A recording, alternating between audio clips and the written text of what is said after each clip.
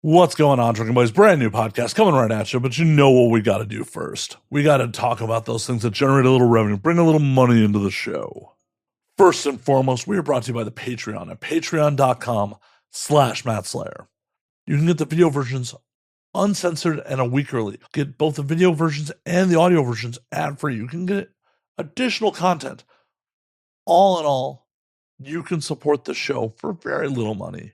Hell, packages start at less than the cost of a beer. So come support the show today at patreon.com/Matt Slayer. We're also brought to you by the merch store at anwd.net/merch. What are you waiting for? Pick yourself up a shirt, a hat. Tell the world you're a drinking buddy. It's really that easy.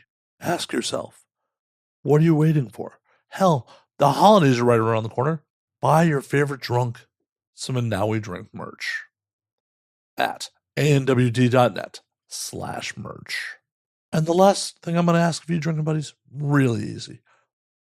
Just takes a couple moments of your time. First, signal boost. Tell your friends. Let people know about the show. Come follow us over on Blue Sky. Both me and the podcast have accounts on Blue Sky. I've been there for a year now because there's been a massive influx of other people from the industry heading over there, becoming much more active over there. So that is Matt Slayer on Blue Sky and Now We Drink on Blue Sky. The other super easy way to support the show is go to youtube.com/And Now We Drink and subscribe. Feed the algorithm. It helps put the show in front of more drinking buddies. Let's get on with it. My guest this week is Leilani Li. Leilani and I talk about the state of entertainment, the singularity, immortality. It's all over the place. Sit back, relax, pop a cold one, and enjoy, drinking buddies. When aliens come to take over, they look at us like we're out of our minds now. We're gonna galactic makeover, and now we're thinking that they just might be right. I cannot wait for this whole world to end. I'm gonna break out the bottle with my friends. I think they'll tell the best stories when we're gone. And now we drink. How are you doing? I'm doing good. How are you doing, Matt? Doing amazing. I'm much better now that you're here. Shit. I know. Thank you. I'm so happy to be here. Cheers. Cheers. I gotta pour myself some booze. What are you drinking? We were drinking W.L. Weller's Special Reserve this fine evening. Nice. And I'm having Don Julio Reposado, courtesy of the house. My pleasure. Thank you. Your publicist didn't know that there's different types of tequila. Is she not a tequila drinker? I don't know. Because she's like, oh, she wants Don Julio. I'm like, okay, no problem. Blanco or Reposado? And she's like, Don Julio. I'm like, Yeah, she's not a tequila. She did actually text me and ask me specifically which one I liked. I like all of them, but I did go with Oh, I can't even say it. Reposado.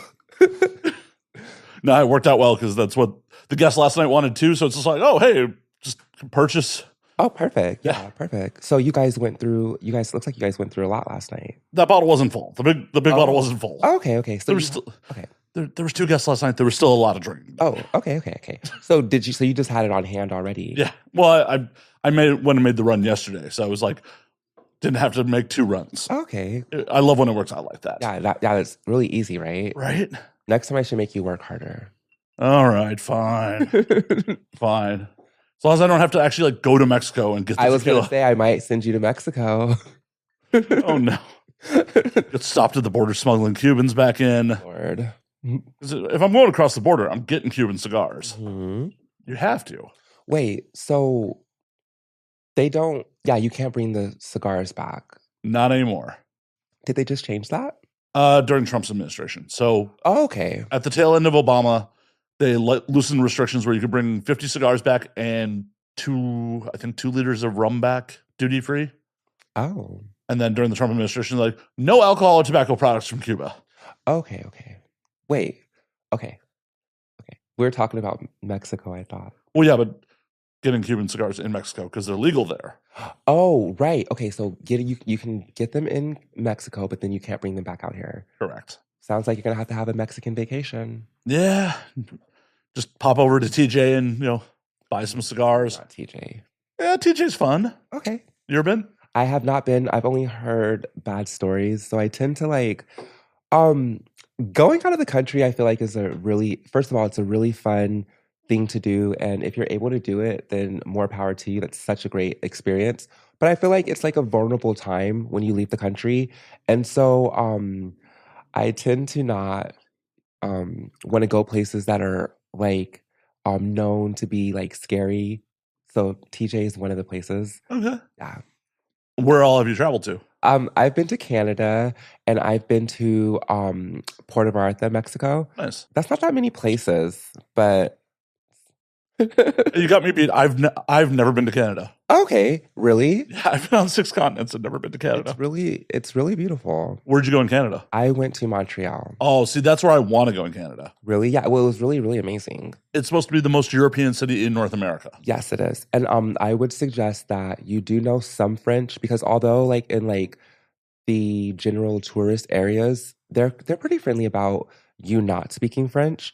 But if you wanted to like really get the culture and you find yourself like in a donut shop or a small cafe, they tend to want you to maybe speak French. And I only say that from my experience because me and my friend, we were walking around and we end up in like a small area and the customers were pissed that we couldn't speak French. Like we were trying to say what we wanted a donut and we wanted it.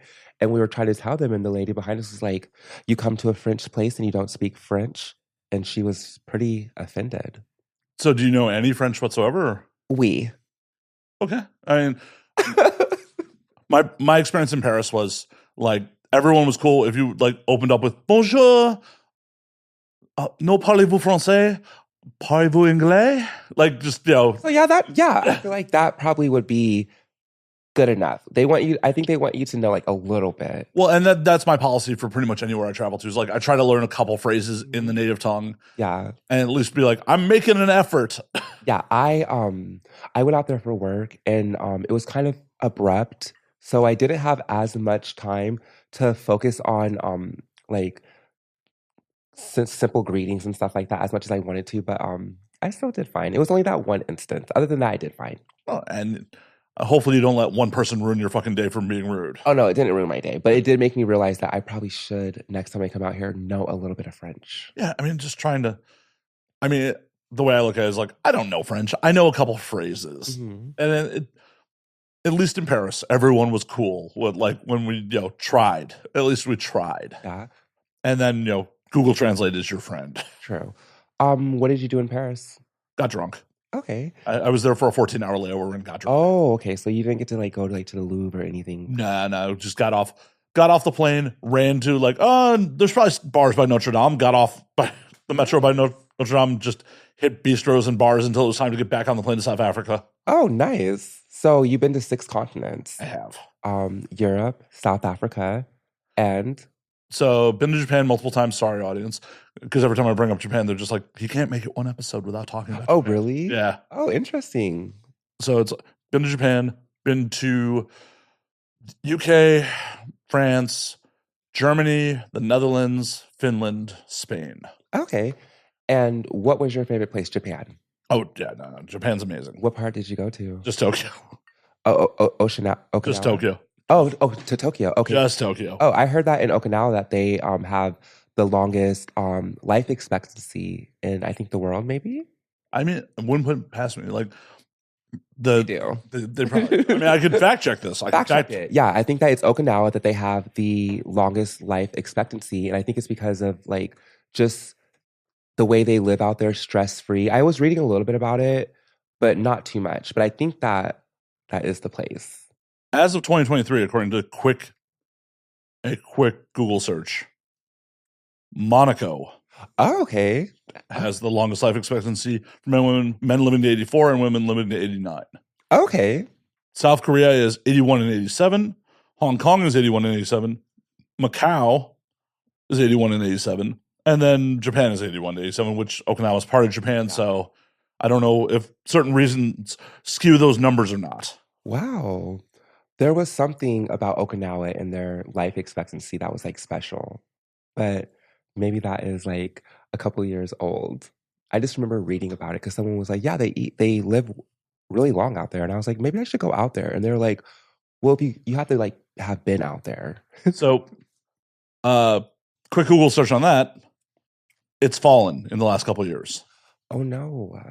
So in the 80s, they had the longest life expectancy. Okay. But as of like the 2020 census, men lived to 80.27 and women lived to 87.44. I mean, it's still That's a lot better than us.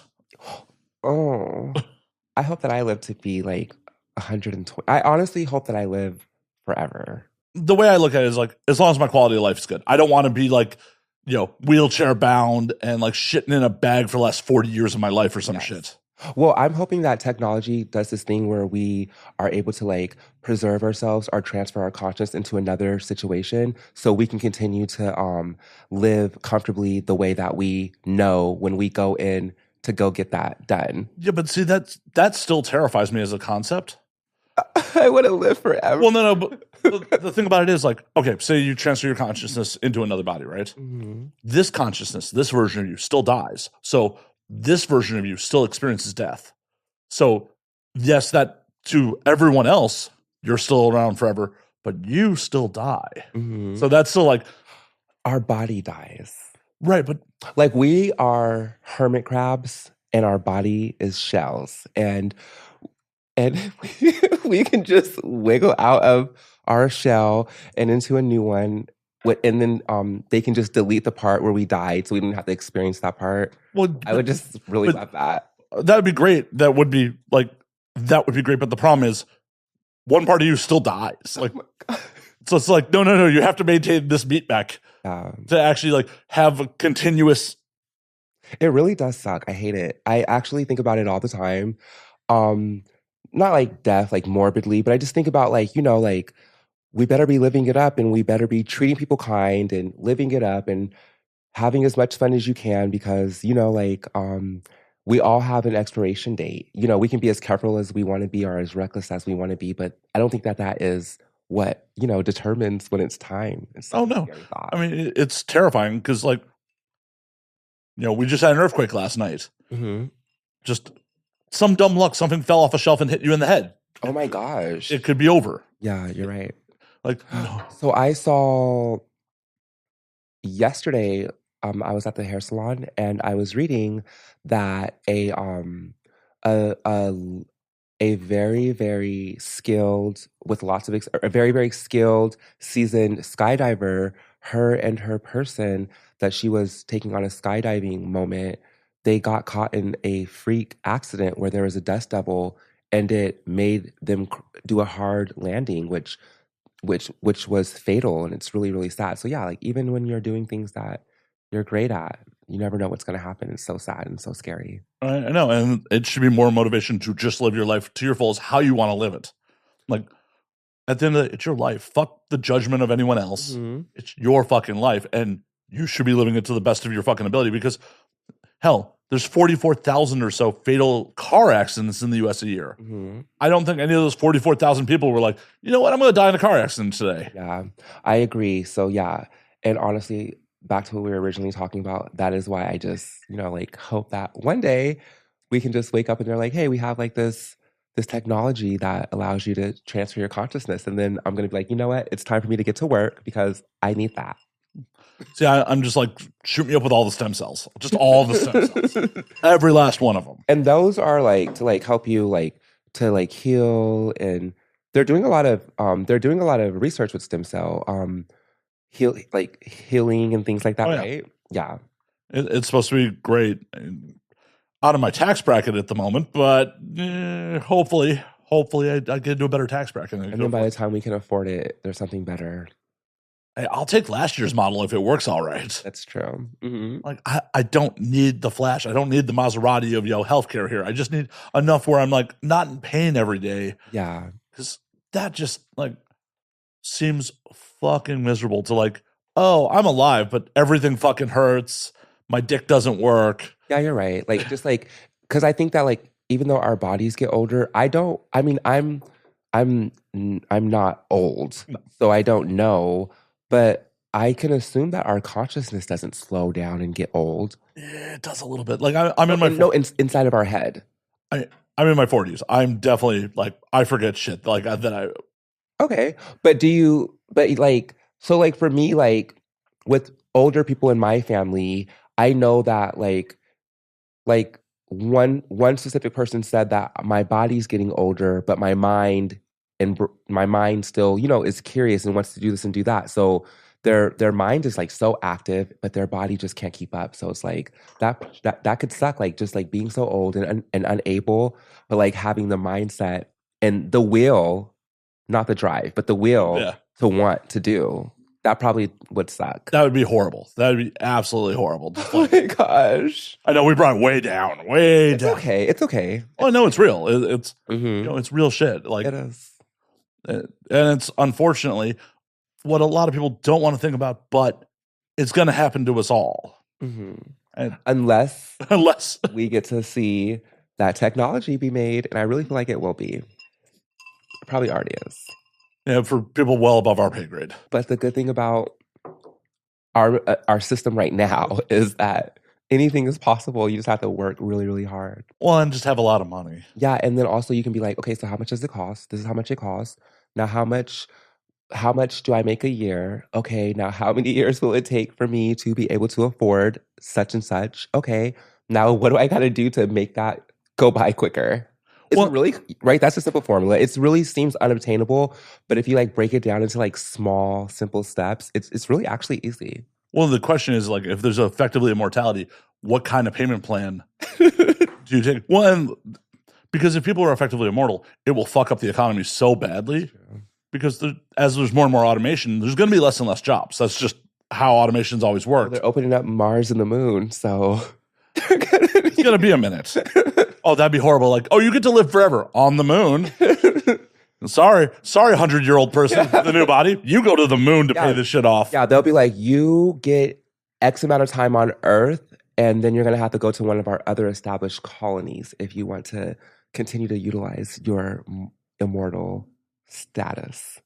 At that point, like, we're getting into full-on sci-fi. It's like, I love sci-fi. Are they going to genetically engineer your new body to be for the atmospheres of the moon or Mars? Don't forget that we're going to be transferring our consciousness into the new body. So yes, the new bodies will be totally equipped for all of those things. Well, because that's the crazy part. The one thing people don't talk about with space flight now, like when you're on like the space station for an extended period of time, your muscles atrophy and shit like that. Like it has really bad negative effects for being out of the atmosphere for quite some time. Hey, isn't there two astronauts that are stuck in space? I mean, I've been seeing like this viral post continuously, like, oh, no one's talking about the two astronauts perpetually stuck in space, and I haven't had a chance to look because But is there? According to 7 hours ago, yeah. They may be stranded until 2025 because of Boeing. Oh my God. Yay, capitalism. Oh my gosh. Hopefully it's going to be okay. Like, are they on a space station? Or are they like in a shuttle? They're on the space station. They're on the ISS. They're only supposed to be up there for 8 days. They're going to be up there for 8 days. And now they're going to be up there until 2025, which is like in 4 months. So is it giving like... Well, I'm trying to get to the article. But it's really scary. Well, imagine telling like your friends and family, like, I'm going to be gone for 8 days. And then like, by the way, I'll be back in sometime in 2025. So my question is that, because I know that like on movies, when they're communicating, they're always like, it's going to take a month for it to reach Earth. So is communication simultaneous just like it is around here? Or does it take a long time for communication from a space station to reach Earth?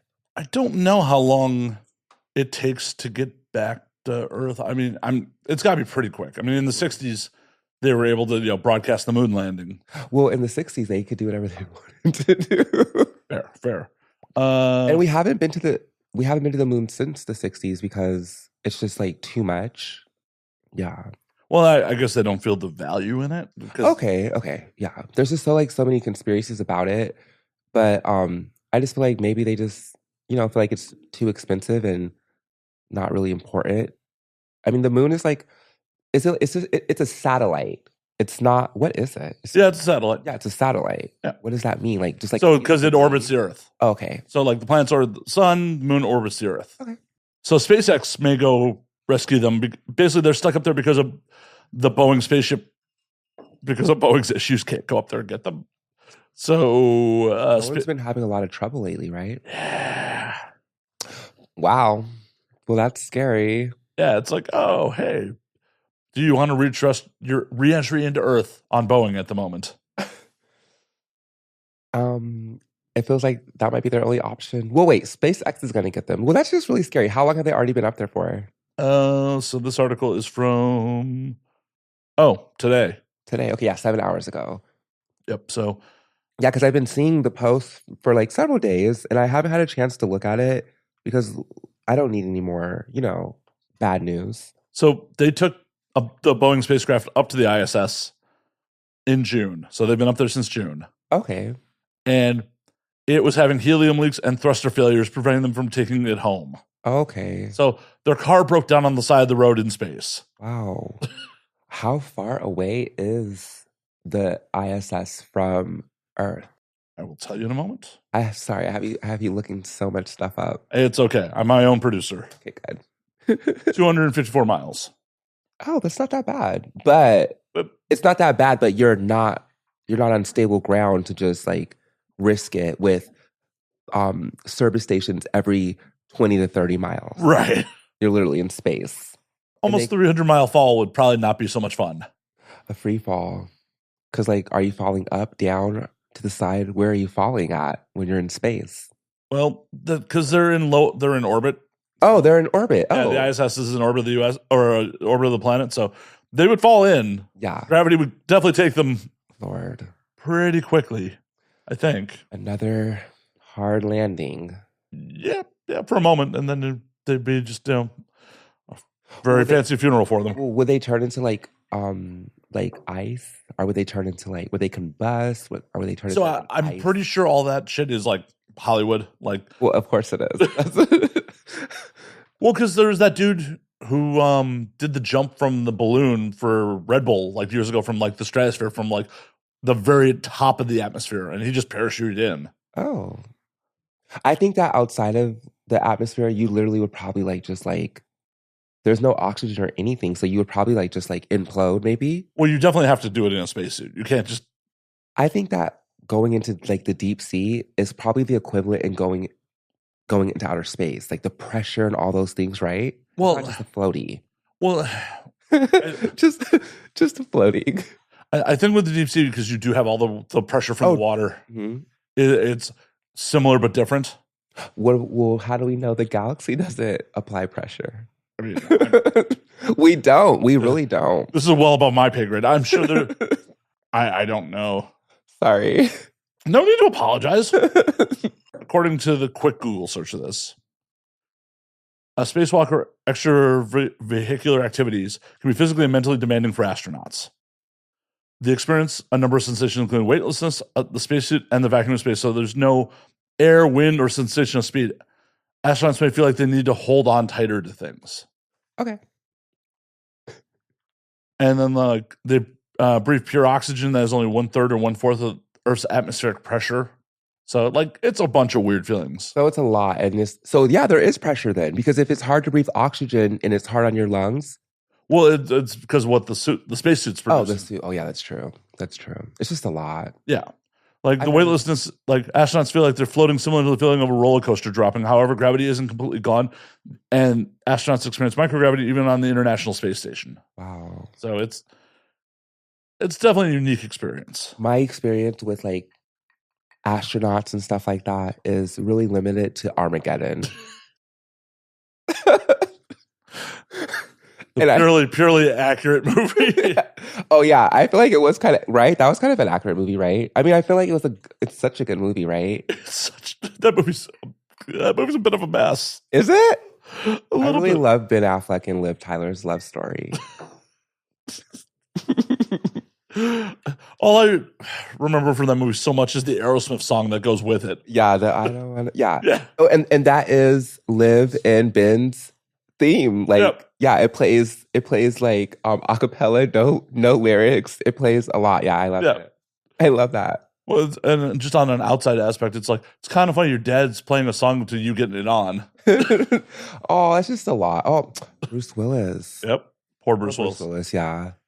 Poor Bruce Willis. And before all of the news broke, I noticed that he was coming out with like all these movies, and I've always liked Bruce Willis. For a while, we all grew up on him, and well, maybe not all of us, but I kind of grew up in his heyday a little bit, and so when he was like coming out with all of these movies that were kind of like just like kind of subpar with like limited speaking roles, like he Limited was speaking roles, there. and basically, if there were DVDs still, they'd be direct to DVD. Yeah, exactly. Yeah, exactly. Well, they were direct to streaming.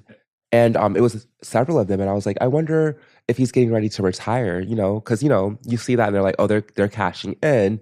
And then all the news broke. And I'm like, wow, that's so like sad. It's really sad, like how we see, I mean, first and foremost, so many people we all go through something. Every day someone is going through something. But when you're in the public eye and we grow up seeing you and then we see you go through something so crazy, it's really kind of scary, right? Like with Celine Dion and her having the muscle problem. I don't know if you recently saw her interview, or not interview, but her documentary. I didn't see the full documentary. Well, yeah, it was a documentary and it was an intimate look at the issues that she's having. And it was like, it's just crazy. And then this with Bruce Willis, it's like these great people and they're so successful and so talented on an international level. They go through these really crazy things. And it really reminds us as like the small people to really count our blessings, because you're not a small person. You're famous. Don't. Well, not internationally Yet.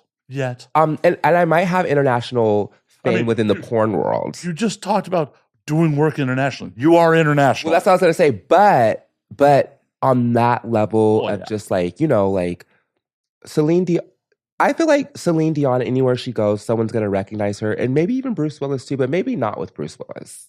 I think he is not just more. He's not just able to walk to the grocery store by himself. I feel like people are going to be like, oh my God, it's Bruce Willis. And yeah, that's true. Both of them are, good examples of what I was talking about before. It's like, what the fuck's the point of living if like you had to live like either one of them right now? Well, Celine actually is making her comeback. I think that she is gonna start doing residencies in Las Vegas. I think that the point of the documentary was to show fans what she's going through and also be honest, because I guess at the time when she was dealing with it, there were times when she would get off of the stage and be like, oh, we're gonna do a wardrobe change and we'll be back. And then she wouldn't come back. And there was never an explanation. And I think that was like her redemption by letting the fans in to see her in a vulnerable situation so they could understand why she has been doing what she's been doing. And now I saw that they were announcing new dates for her Las Vegas residency, which I'm really happy about. Well, and she performed at the Olympics too, so. Oh Lord, the Olympics. Thoughts on all the controversy with the Olympics? I love our country and I love our Western culture and I love our Western civilization. But I think that it's just a lot of misinformed people who are ready for blood. And I'm not going to say like they're ignorant, but I do think that the media plays a big part in the reactions of the mob, because that is what they are, the mob. We all are part of the mob, so I don't want to offend anyone by saying like the mob. But titles and the way they present things with no explanation, or they leave it up for your own interpretation, it really and they know how to trigger. So the opening ceremony, I understand the Christian perspective, and I'll never disrespect any religions, but we have to also think about how, well, I won't, because I don't, religion and politics, I prefer we can talk about it and stuff like that, but I prefer not to like get too deep into it. I don't want to offend anyone, and everyone has their own thoughts and beliefs and their own reality, and I cannot push or sway anyone. And I've learned that from just being a trans woman. Oh, no. Yeah. I'm not trying to push my beliefs. But I'll say this. When it comes to the opening for the ceremony, we are talking about a Grecian platform that was created 300 or 3,000 years ago to honor a god. And it's a pantheon when there's many. Okay, yeah, okay, so yeah. The king god of a pantheon of gods. And the belief was that these mortals were bestowed these gifts by these gods, and they came together to celebrate and give thanks and showcase their gifts. So as a Christian, I would have been not offended, but like, okay, they lost me at the pantheon because there's only one. Well, I wouldn't even take part in any of it. Well, but the thing about it is what a lot of Christians don't seem to grasp is also Christianity is heavily borrowed from many other religions over the years. Well, that's why, yeah. And it's like the depiction of the Last Supper is directly borrowed from the depiction of what they were depicting. Yeah. But I will say that as a Christian, because I try to see everyone's perspective, just to be able, because I've learned when you listen to people, you have to listen from a place of understanding, not a place of trying to get them to see your point of view. So, for sure. So for like a Christian, I can see where there might have been a play, but again, you have to go, hey, they're talking about Christianity. They are making a mockery of Christianity. But then you have to go to the root of everything and realize, well, this is not a space for Christianity anyway. This is a pagan-based society, and this is what this is. And even though it's 2024, the origins of this said situation is literally not even anything to do with me. They just forget about that. Well, yeah. I mean, that's the problem with most societies. People make everything about themselves. It's like, yes. Even if they were flat out making fun of Christianity, what does it matter to you? Like, are you so bothered by? Yeah, I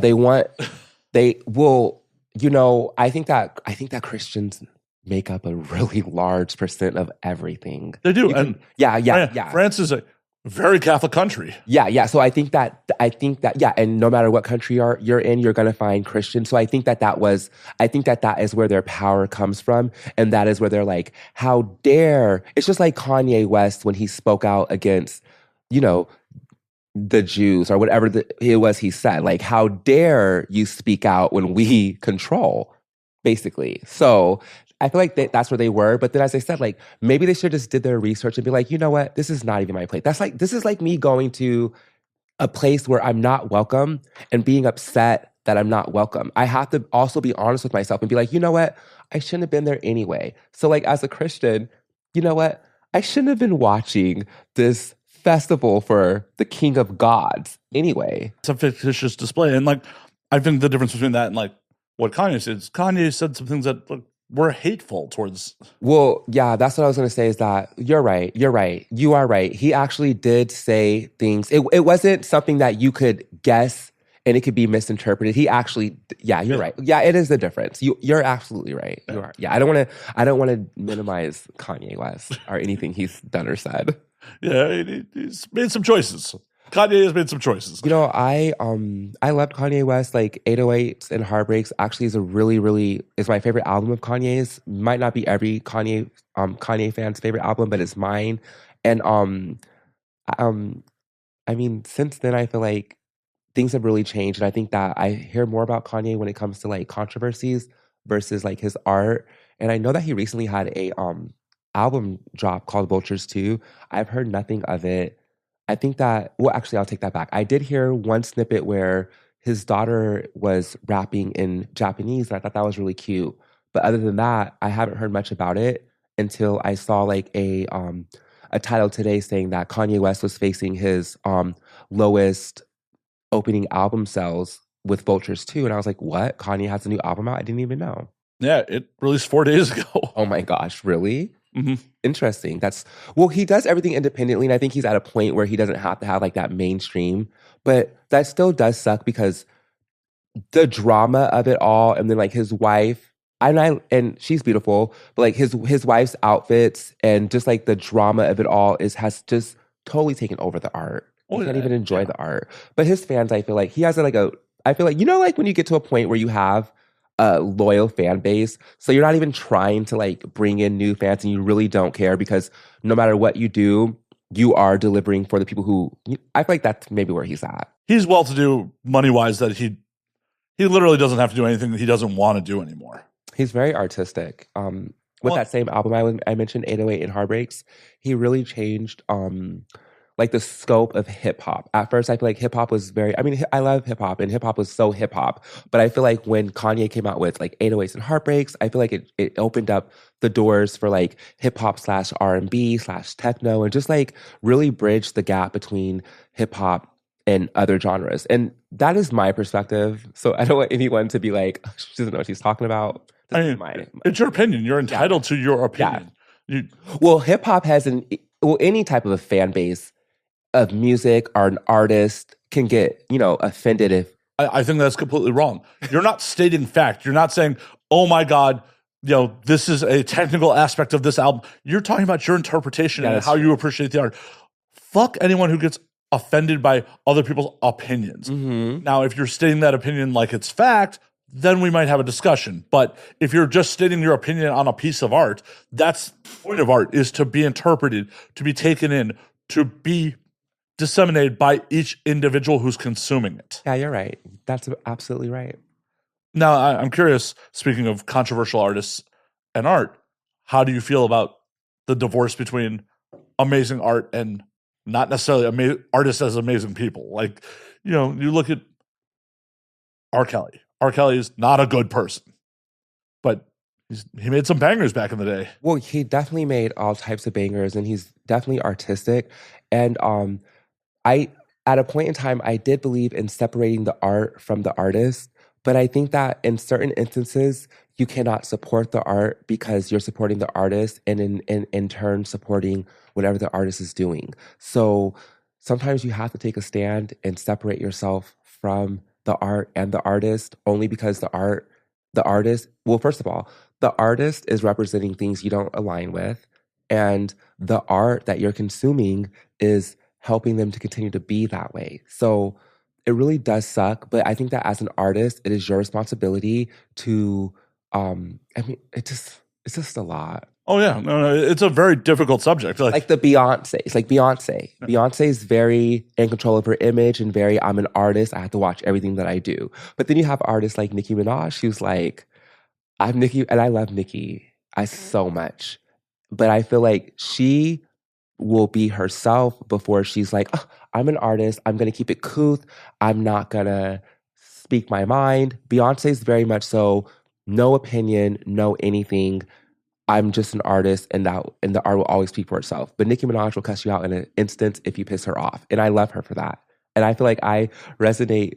I want to be Beyonce, and I want to carry myself like Beyonce, but it's giving Nicki Minaj if somebody does me the wrong way. I'm not going to just sit there and be like, I'm an artist and the art speaks. No, I'm going to go in. We don't know behind the scenes what causes someone to do that, because like all these people have teams and people with money behind them. So it's like someone at a very young age could have been like, Beyonce, if you want to have a career, you got to act this way. Yeah, and honestly, I feel like you do have to act a certain way if you want to have a career. But there are people who don't have to act that way, and they can have a career. Oh yeah, I feel like Joan Rivers is like that, right? She didn't build a career off being like politically correct and in line. She built her career. Rest in peace, Joan Rivers. She built her career off being, abrasive and saying what people thought but necessarily could not say. And she was ahead of her time, because at that time 100%. You could not be that way. But it's also very rude. She was in comedy, and like true. So much more shit is forgivable if you're in comedy. And I saw. Do you know that? Sorry, I'm sorry. No, not at all. But do you know that she started in late night with Johnny? Was it Johnny Carson? I think it was Johnny. Yeah. And then there was like a competition to get his for someone else to take his spot, and I guess she got it or something like that. And they never spoke again. But then that's how she got into mainstream, I guess. Oh yeah. Yeah. And some acting roles as well too. And I randomly saw that on a YouTube. I always like watch random stuff on YouTube, and then I go down like a rabbit hole, not of just the conspiracies, but just like old Hollywood or just like people in the media. Especially like 80s. I like to watch like the 80s, like Grammy. I'll go on YouTube like 80s Grammys or 19, because you get to see all the stars. Not all of them. I never heard of some of them, but like you get to see how it is, and it's just like so fun. See Bruce Willis with hair. Yeah, I just love it. I really love it. Well, and that's the beauty of modern media, is just like you can fall down. I fall down stupid rabbit holes sometimes. Yeah. I fall down rabbit holes of like the history of LA. Like, Mm-hmm. like the history of Venice is fascinating. Tell me about it. Well, like, do you know you've been to the West Side, been to Venice? I mean, that's like the beach, right? Yeah. So I've lived in LA for 3 years, and I'm from the Bay Area, and I don't know much about the LA area other than where I live at. It's very, very big. So of course I know Venice and things like that, but only like the beach. So are you aware of the canals? No. Okay, so just north of Washington these days, between like Washington and Venice, there's like a little section of housing, and there's actual canals there. Okay, just like in Grand Theft Auto, Exactly. right? So when Venice was originally built, the whole neighborhood was canals. Oh. Like it was supposed to be Venice of the U.S. Like Oh. it's actually named after like Venice, Italy, and Oh, that's interesting. I didn't even know that. so like Abbott Kinney, who developed the land, went to Venice once and was so impressed by it, he decided to build a Venice in the U.S. And like almost all the roads in that neighborhood were originally canals. Oh, wow. And then over the course of the history, they didn't engineer it properly, and the water got stagnant and smelled, and they turned it into roads because the community's like, this place stinks. Yeah. Literally stinks. Do you know about the tunnels around LA? Mhm. Yeah, that's one thing that I do know about LA is like all the tunnels for pedestrians as cars were getting popular, but then there was like creepy hangout spots, and so now they're just like shut down. Yeah, so many of them are shuttered now. Yeah. And yeah, it's I see them sometimes. Sometimes I'm like, maybe I should like unlock one and go down there and make a video. well, that might be a crime. Well, it probably would be a crime. And then um I'm not going to name any platform names, but the platforms are very, very. Oh, you're committing a crime. You have to not do that. Yeah, You can't monetize that. they on our tend to platform. frown Yeah. frown on crimes. You could turn around and be like, oh no, this was staged. Yeah, but then their technology is very technological, so they're gonna be like, no, it's not. I mean, as long as you don't get It's arrested for it, genuine. as long as you don't get arrested for it, I think you can get away with it. True. Yeah. True. As I said, I fall down rabbit holes on like the history of LA and other weird shit like that. Like, it's very easy to fall down rabbit holes on YouTube versus on almost any subject.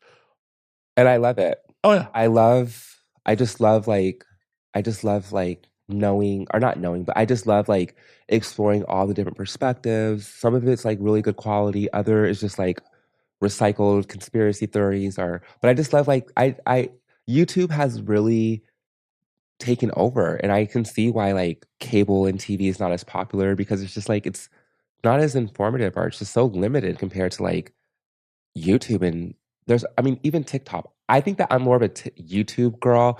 I need to get into TikTok, but I get really well. I think I get overstimulated. There's just so much with TikTok, and I just have to get better at navigating everything. just more ADHD. Yeah, well, yeah, there's just so much. And so like with YouTube, it's easier for me to navigate, but there's just so much information and so much to like learn. Hell yeah. I love learning. What? You should never stop learning, because that's when your mind goes. Definitely. When you're like, I know everything there is to know, that's when you're fucked in life. Absolutely. I'm curious though. You mentioned earlier when we were talking about all that Kanye and all that stuff and Christianity. So like, do you still consider yourself like Christian? No. Well, so I consider myself spiritual. You mentioned earlier that Christianity derived from all sorts. Yeah. So I don't want to name any religions. Okay, so you can take Buddhism, or you can take Christianity, or you can take name a religion. Shintoism. Okay, you can take Shintoism, and you take all of those religions and you get the base facts. It's always the same. They're always the same. Well, yeah, because they all have the same aims. So I have come up with the conclusion that no religion is spot on, but there's something in each religion that is true, because each religion is so similar. There's something, like there was some type of a flood. There was some type of so let's get into it. I don't want to get into it, but let's get into it. Sometimes people say that Christianity and American, well, just like Christianity is built off of sun worship, and that when they're like the sun, they're not really speaking on an actual sun. Like you had a sun, they're speaking on our actual like sun in the sky, and then the 12 disciples represent the 12 months that the sun goes around the earth, and then like for like Christmas or the day that Jesus was born is actually the day that the sun stayed still and then 3 days later rose again. So they say that that's like, Well, that would, I mean, that. it's just so much. I had a couple drinks, so I don't want to. So this is not a Oh, I mean, talk. Or we're obviously not an educational podcast. That's what I'm saying. So, but Well, Christmas, which is supposed to be Jesus' birth, was it's King it's the king's. It's his birthday. But what king? Look it up. well, but It's a king's birthday. It's the king that was. Is it King Judas or what king? Is there a King Judas? I don't. You're gonna have to edit out all the bullshit because I just know what. I mean, they're here for the bullshit. We're here for the bullshit. Well, part of King like Harold or King whoever. It was his birthday, the 25th. Jesus, I don't know. Let me look it up. I'm looking it up. Okay. What I've also been led to believe was that the Christianity took the 25th as Jesus' birthday to celebrate it because it was near the winter solstice. And that's when there was a lot of pagan holidays around the winter solstice. So that's part of what they adopted. It's like, oh, this is our holiday too now. Paganism is older than Christianity. Oh, yeah, much. And Christians came in and destroyed everything to do with pagans. But they did that. But all conquistadors or all the people who came in and took over defaced the original religious or spiritual proof or right? I mean, that's just what every religion, like Judaism is one of the oldest, like, History favors the winners. Oh, for sure. If me and you got in a fight right now and I won, I can write up whatever I want to write. Oh, yeah. But if you win, you can write whatever you want to write. And that's just literally tattooed on me. Yeah. Oh, wow. Yeah. History is written by the victors. Literally tattooed. Oh, my goodness. Oh, my goodness. So what do you think about me just saying that and that being tattooed on you? Tattoo came first. Well, no, it definitely came first, but the mindset is just. I mean, it's historically accurate. It is. Yeah. I love that. Yeah. Wow. That's so fun. You probably think that I did my research on your tattoos. No, not at all. Not at all. Like, I'm not naked on the internet, so. Oh, crazy. Yeah. Right? But that's so true. Oh, it's 100% true. So, yes. So, you just have to take everything with a grain of salt. Oh, for sure. And you have to learn to have critical thinking skills. And it's just like, they said that, and they said that. Now, let me look at all these things, and now let me compare and contrast. And I'm seeing similarities. So, I'm going to say there's something, but none of you guys are right. Oh, for sure. I mean, it's just like, it's like any other, if you get a he said, she said, just on a limited level, like if you and your significant other got into a fight and each one of you, told a friend your side of the story, they would not exactly match up. Yeah. The truth would be somewhere in the middle. Mm-hmm. And what do you think about like Stonehenge and things like that? Like these there's so many different old, even like Egypt. I've heard that the ancient Egyptians did not build the pyramids. They popped up and were like, hey, the pyramids are here. Let's live in them and turn them into what we need them to be. But they were already there because the pyramids predate their civilization. What do you think about that? So that's an interesting one because it's like no one's been able to recreate the pyramids. Well, yeah, I know. But also too, like, I think it's very ignorant to be like, we right now today, because we have technology, we are the smartest people that ever lived. We can't say that and then be like, oh, those monuments we can't recreate. Aliens must have did it. Even if they did. Yeah. Right, though? Well, and it's just because if we're the smartest, we should be able to be like, well, this is what happened. Yeah, we haven't been able to figure it out. There's so many, though. Pyramids everywhere. As smart as we are as humanity now, we're still real dumb in a lot of things. Every time there's an advancement in humanity, we realize how dumb we were. It's just like with me, like every so many years, I'm like, oh, I'm the hottest I've ever gonna be. But like a year to 6 months later, I look back at that and I'm like, girl, you weren't even nothing compared to what you are now, because you're the hottest you're ever going to be now. But it's always like that. It's always like, this is what it's going to be, but it's not. You got any photos you look back at like, oh, your eyebrows are tragic here? Yes. So I did a solo video a long time ago, and it wasn't because I wanted to be like a porn star. It was like I need to get paid, and so I did a solo video, and I look back at it, and it's there, and it's just like I cannot believe that I had the confidence to even get up and do a solo video. So there's a lot of times, yeah. Recently, I've gotten to the point where it's just like, you know what? It's out, it's there. They're going to love it. They're going to hate it. I really can't do anything about it. And at this point, I like me. So it doesn't even matter anymore. 100%. Yeah, yeah. Of course, I want everyone to like me.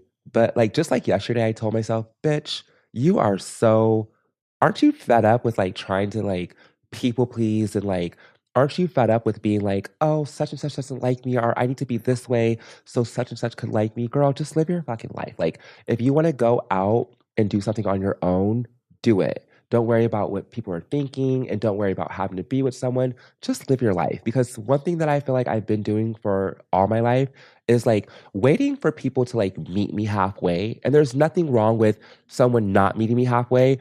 I think that there's something wrong with me continuously waiting for someone to meet me halfway, you know? And I'm not just talking about like relationships. I'm just talking about like in life in general. So I don't even know how you got there. It's one of those things, and that's a good evolution for you, because at the end of the day, the person you're expecting to meet you halfway may not even fucking thinking about you. They may have their own shit going on. Well, we all have something going on, and that's why hopefully it's not fair. It's not fair to like want someone to meet you halfway, and that's why I'm like, bitch, show for yourself from now on. Like, walk these dogs and don't care what nobody thinks about you. Don't wear a big ass sweater when you go out. Be sexy. Be yourself. Stop editing yourself for the world. Because, girl, you are X amount of age and you have been doing things this X amount of time and you're happy, girl. But, girl, you could be way happier.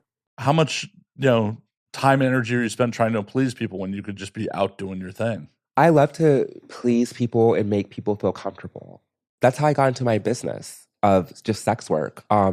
Just wanting to like, I always felt sorry for like the underdog, or like, and I always felt, so for me, like I've always been like semi-popular and very like social, but I've also have like my own anxiety issues. And even though like I can be a part of the crowd, I always feel outside of the crowd. So I always would tend to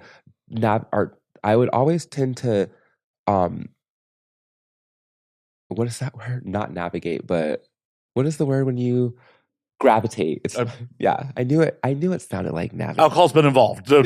Fine. These things happen here. Yeah, so I like gravitate towards like, like the oddballs out, because I mean, yeah, I'm an oddball out, but I'm not that much of an oddball out. So I just like, I don't know. I don't even know what I'm talking about. No, I get it. I totally get it. And like, it's a hard thing to do, to be like, oh, I don't give a fuck what other people think. Oh, right. That's what I remember. So yeah, so I've always like been like closer and gravitate towards like the underdog, and so I am the underdog myself. So it's what just like, what makes you think? What made you gravitate towards the underdog? Feeling sorry for people, not because like, oh, I feel sorry for them, but like people are very materialistic. People are very vain. And we live in a society where you are judged by what you have, and not in the beginning. No, listen, not everyone's just superficial.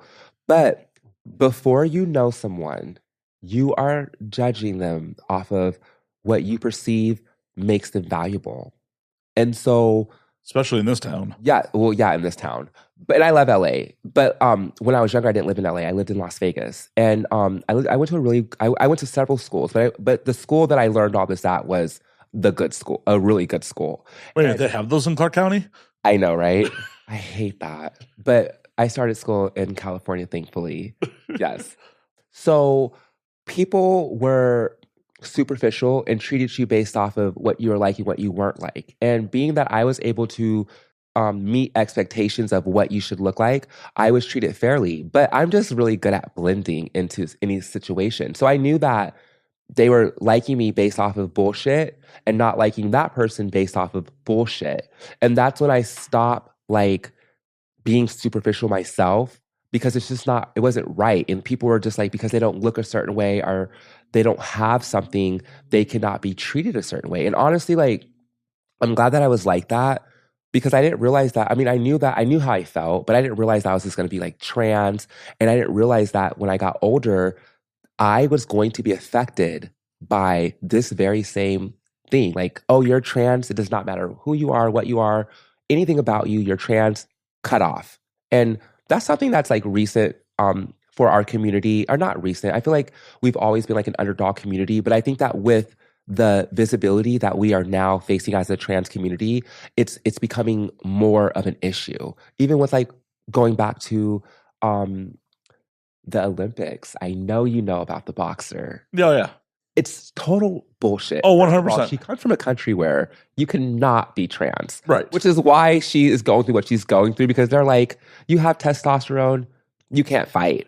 But she's not trans. She is a biological woman and her hormone levels are higher. And I'm not saying this like she said she's a woman, so she's a woman. No, she literally was born a woman. Right.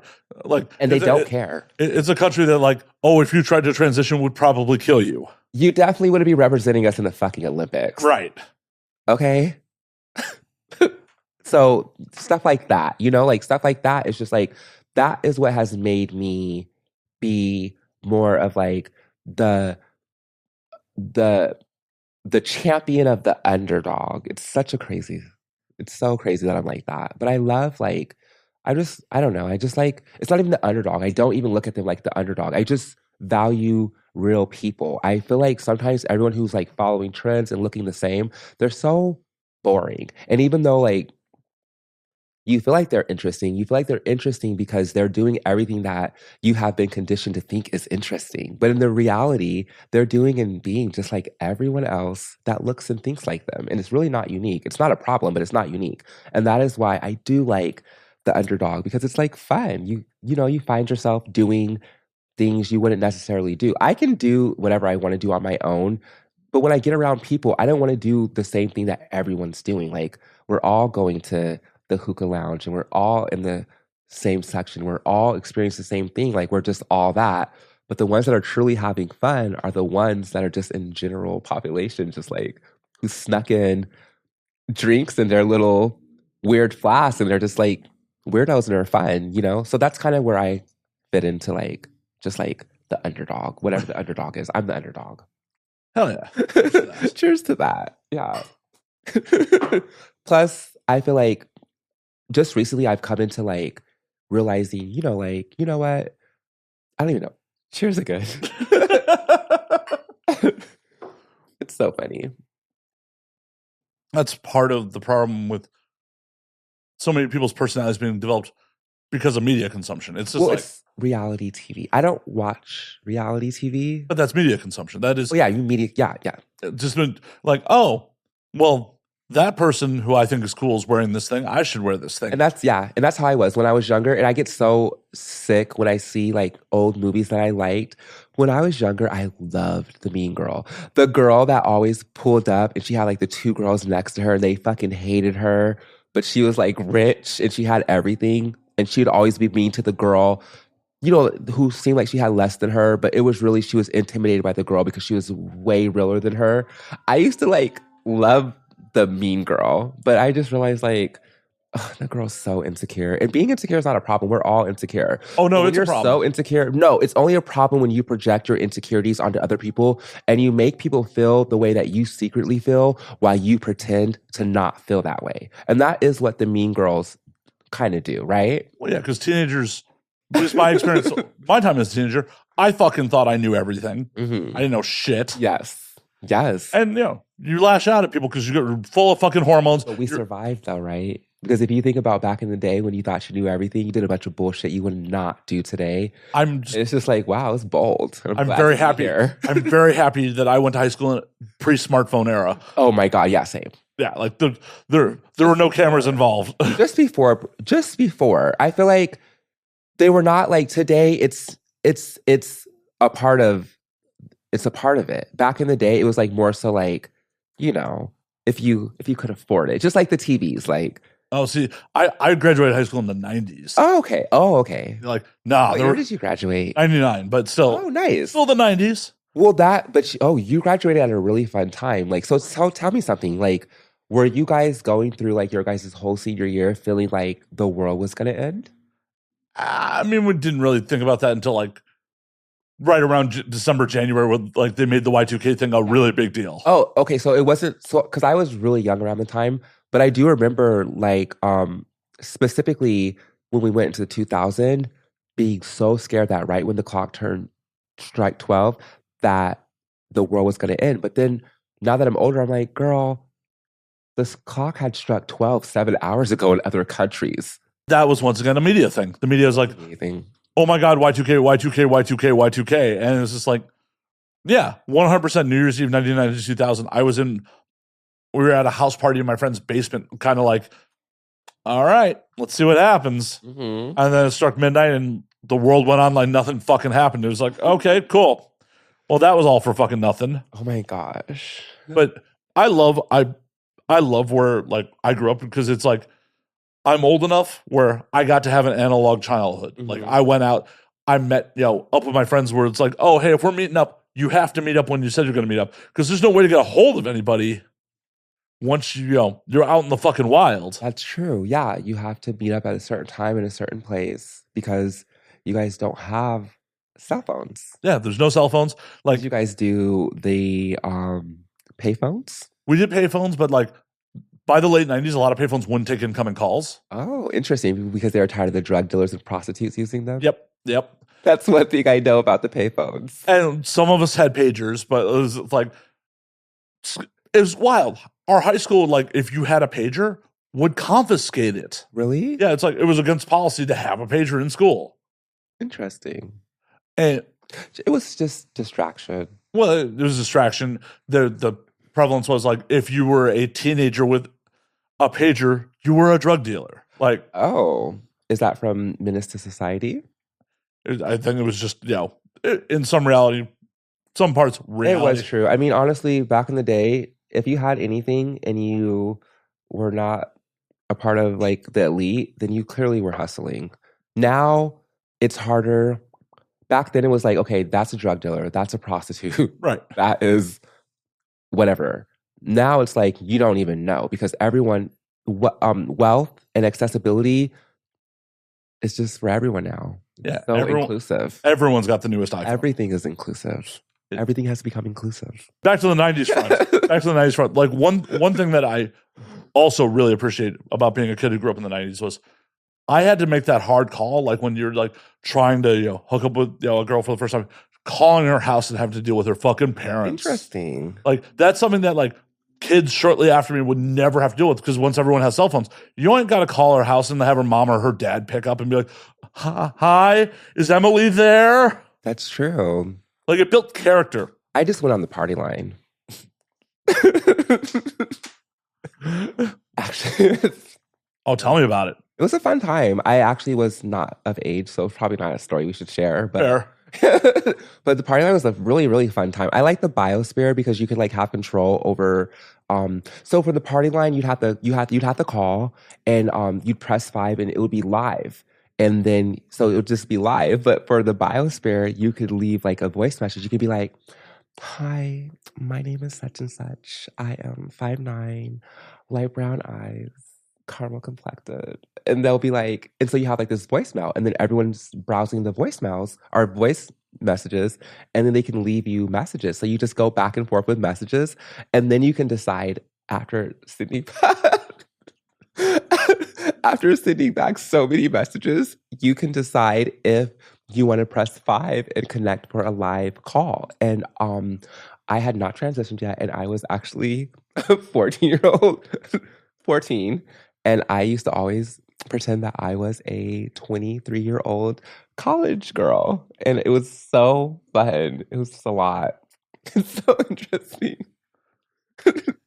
So at 14, did you feel like a woman already at that point? Yeah, I did. I feel like I always felt like, I always felt feminine. Since I was little, I've always been like a really feminine person. I remember I used to get in trouble because my dad would be like, "Oh, give me a high five," and I'd be like, and I would get in trouble, so much trouble. And honestly, back then I put a lot of pressure on myself. Like, why am I like this? I need to not act that way. But now that I'm older, I realize, girl, that's how you naturally were. I really wish that they would have like embraced, not like embraced, because they didn't want me acting that way. It's fine. They're my parents, you know, but maybe they should have embraced the way that I was not acting and just helped me navigate what I was dealing with. Because one thing that I've learned as an adult is that we are the adults and we are navigating our world based off of now. But the world that the kids are going to live in is not the same world. Oh, no. So when a kid presents themselves to you in a certain type of way, and this is not for other kids, this is just my perspective, which I wish that my parents would have did with me. When a kid presents themselves in a certain type of way, they're artistic, they're feminine, they're whatever they are. Instead of telling them that they're all wrong and that's wrong, help them to embrace who they are, guide them in the direction of the way the world works without telling them that they're wrong for being who they are or acting the way they're acting, and let that child grow into who they are with confidence instead of just being like, oh, everything about me is wrong. Because honestly, that's something that I had to struggle with. Is just like, I was not gay. And so when I was growing up, and I resonated with gay boys as far as like being like friends and stuff like that. But like as far as like a sexual attraction, it's not even about like, oh, hetero or gay. It's more so like I did not feel like I fit into that same umbrella. It was just there was a difference. There's a clear difference between a trans woman and a feminine gay person, or just a regular masculine gay person. There's a difference. There's a difference in mindset and all types of things. And I feel like I thought that I was one thing, but I knew that I was not, because at the end of the day, like I just felt like a trans woman. I'm not gonna say a woman. I'm just a trans woman because that's what I am. Yeah. You know. So I felt like a trans woman. I felt feminine. I felt how I felt at a young age before I was boggled down by what's for boys and what's for girls, because that came next. At first, I was just like running around and listening to the Spice Girls, Britney Spears, whatever it is I was listening to, and I loved them, and I wanted to be that, and I resonated with that. And the next thing you know, I'm just like trying to play sports and trying to like fit into this bubble to appease to everyone else, when I was really just an artistic, feminine, trans girl. And now I am doing porn. And I'm not deviant. I love my life, but I feel like had I been built up knowing that regardless who I am and what I am, it's fine, I think that I wouldn't be as deviant as I might have become. I would have had more convictions to be like, oh, I won't do that. I'll do this instead, you know?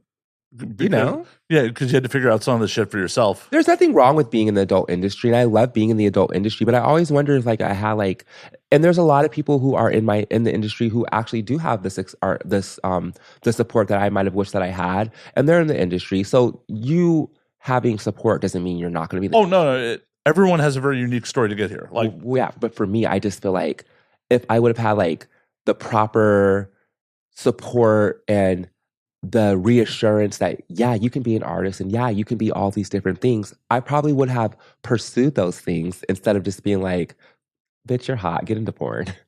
What art would you have pursued? Well, I have a best friend who's a pop star, and I actually would have loved to be in the music industry and be a pop star myself. And I also love fashion, and I also just love media, period. And now we're in a time in the world where anyone in the LGBT community could very much so pursue any type of form of media art and things like that. So it's not like I can't do it. What's stopping you? Nothing's stopping me, and I will be doing it. And I why aren't you doing it now, though? Well, I'm going to say something to you. I actually just left a 7-year relationship 2 years ago, and before I left my relationship, I really didn't see myself. I was a very private person. Like I lived in stealth. And what that means is that I didn't live my life openly as a trans woman. Like everyone around me knows that I'm trans, but I wasn't living my life online or on my Facebook proclaiming I'm trans or anything like that. I was in a relationship. We were together for 7 years. People in our circle and people who knew us and knew of us knew that I was trans, but I just wasn't living like a trans life. I was living my life as a closeted trans woman in a relationship for 7 years. And so, Oh, that sucks. no, it doesn't suck. I mean, was happy. As long as you're happy, that's. Well, I was happy. Well, I met him. I was living a very trans life when I met him. So it was nice to escape. You know, it really saved my life. Well, that's my awesome. relationship saved my life. Yeah, I don't think I've ever really said that. And it's the drinks. That's why we drink here. Yeah, well, now we drink. But you know, like I said, I love being around the underdog to the point where I became one. Like I was having a lot of fun with the underdogs. So you were hiding being trans? No, I wasn't hiding it. No, online you were. No, I wasn't hiding it. Like if you're my friend, like so if you saw me and people you may know and you requested me, there's no way you're going to know I'm trans at all. Okay. There's no way. You can go through my page, you can comb through it, you'll never know. Now, if you knew me in person or knew me, of course you would know. So that's what I mean by living in stealth. And then me and my boyfriend are living our lives, and like it was an interracial relationship, and so sometimes Black men would get upset with him because we were together, and I'd have like a niece or someone with me, and they'd be like, "Well, you guys got kids, so I guess." But so it was giving very much like stealth in that sense, not like I'm hiding who I am. I was not hiding who I was, but I wasn't saying like, oh, I'm trans. And I also wasn't all online, like sharing anything, you know? I was just, that's what I mean by like living in stealth. Okay. I don't mean like living like a lie and Okay. Yeah. Because that was my response to that sucks. If you had to live in like a lie or like not be your authentic self, that would suck. So basically, I was not in a point where I was presenting myself as a trans woman, so I was not going to put myself in a space where I would be entertaining. Now you see what I mean? I do. Yeah, and that's also, and so yeah. And then when me and my boyfriend broke up, okay, now you're on your own, and I guess I did lean into my transness. Oh my God, we might need to edit that out. No, don't edit it out. But the girls, so when we broke up, I embraced who I was, where I was. I had done adult before, and I was like, I'm gonna just do it. I lived this life with my boyfriend for so long. I love him. I still love him. As a friend, we have a good relationship as friends. I think that sometimes you meet people, and it is like, we both were going through a transition, and I feel like we were there for each other for a season and a time where we needed to be there for each other to help us get to the next phase. Because as I said, like before I met him, I was like this. I was having fun. And then when I met him, I also had just got a dog a couple months before I met him. So now I have a dog and this new man in my life. And I really had to hold myself accountable. You're like had an instant family. Well, yes. And I had to be like more responsible for me, the way I carry myself and the way I do things. And so I kind of took a step back from hanging out with the underdogs. And I became like a family woman, and a homemaker, and we did that for 7 years. And we broke up, and Who broke up with who? It wasn't amicable, but it was mutual. Okay. Yeah, without getting into detail, because I'm sure he'll watch this. He knows. Yeah, so it was a mutual thing. I think that again, as I said, like sometimes it's like a season, and the season, well, that version of us was over. Oh, for sure. Like, yeah, people fucking change. And 3 months later, I became a porn star, and then 6 months later, I became an award-winning porn star. Yeah. Oh, that's got to hurt his ego a little bit. He loves it. He's always been a really big fan. Well, I'm sure he's a really. I don't actually know how he feels actually about it. Well, that's got depends on what he wants in life. It's got to sting a little bit. Be like, oh shit! Right after she got out. Well, I was a prude. I was really prude with him. That's got. I was kind of uptight. Not like that, but I was really like more so into us like building like this business together and building like this power couple. And now I'm just like having orgies and like all this crazy shit. And he teases me, but it's gotta hurt a little. That's gotta hurt. I don't know. Well, I mean, I don't know. I hope it doesn't hurt him. Well, I mean, but you also can't live your life especially if he hasn't communicated to you, you cannot live your life being like, We tease about it all the time. Like he'll be like, teasing and honest communication are two separate things. If it like legitimately bothered him and he's never said anything to you, that's well, I think that's on him. I think that he is happy knowing that. One thing I will say is that my ex-boyfriend committed himself to me. He did, as should any man who ever deals with me. But he very much so committed himself to me. And I think that he celebrates being free. And I'm celebrating being able to be a whore. So it's just like, I think that it works out. And we laugh. Like I tease him like, oh, we shouldn't have broke up because we could be multimillionaires right now. It's fine. As I said, he kind of saved me and he helped build. He should not be upset because if he is honest with himself, he helped build me into the woman that I am today to be able to come into this industry and do what I'm doing. Well, generally when people are upset, it's not a logical reason. Like if you're being logical about things, you're not going to get upset about it in most cases. Yeah. Well, I think that and sometimes I will tell him like, this should have been this way or this should have been that way. And he'll be like, well, look at you now. And I'm like, well, true. You're right. Because honestly, my life is very much different from the way that it was with him. Well, yeah. You're obviously not prudish anymore. Not at all. And this is really, it was just us. Yeah. We were in this very stealth relationship. It was just me and him. There's no such thing as the world. And, coming from where he comes from, I think that was an issue. For me, it's fine. But for him, there was more to the world than just me and, our bubble. He needed to step out of that. And I did it too. Oh, yeah. I feel like it's easy especially if you're madly in love to get institutionalized, fall into a fucking routine. And it's easy to do. So many people fucking do it. Yeah. And you got to shake things up sometimes. Yeah. Yeah. And I hope that he's not bothered by your success.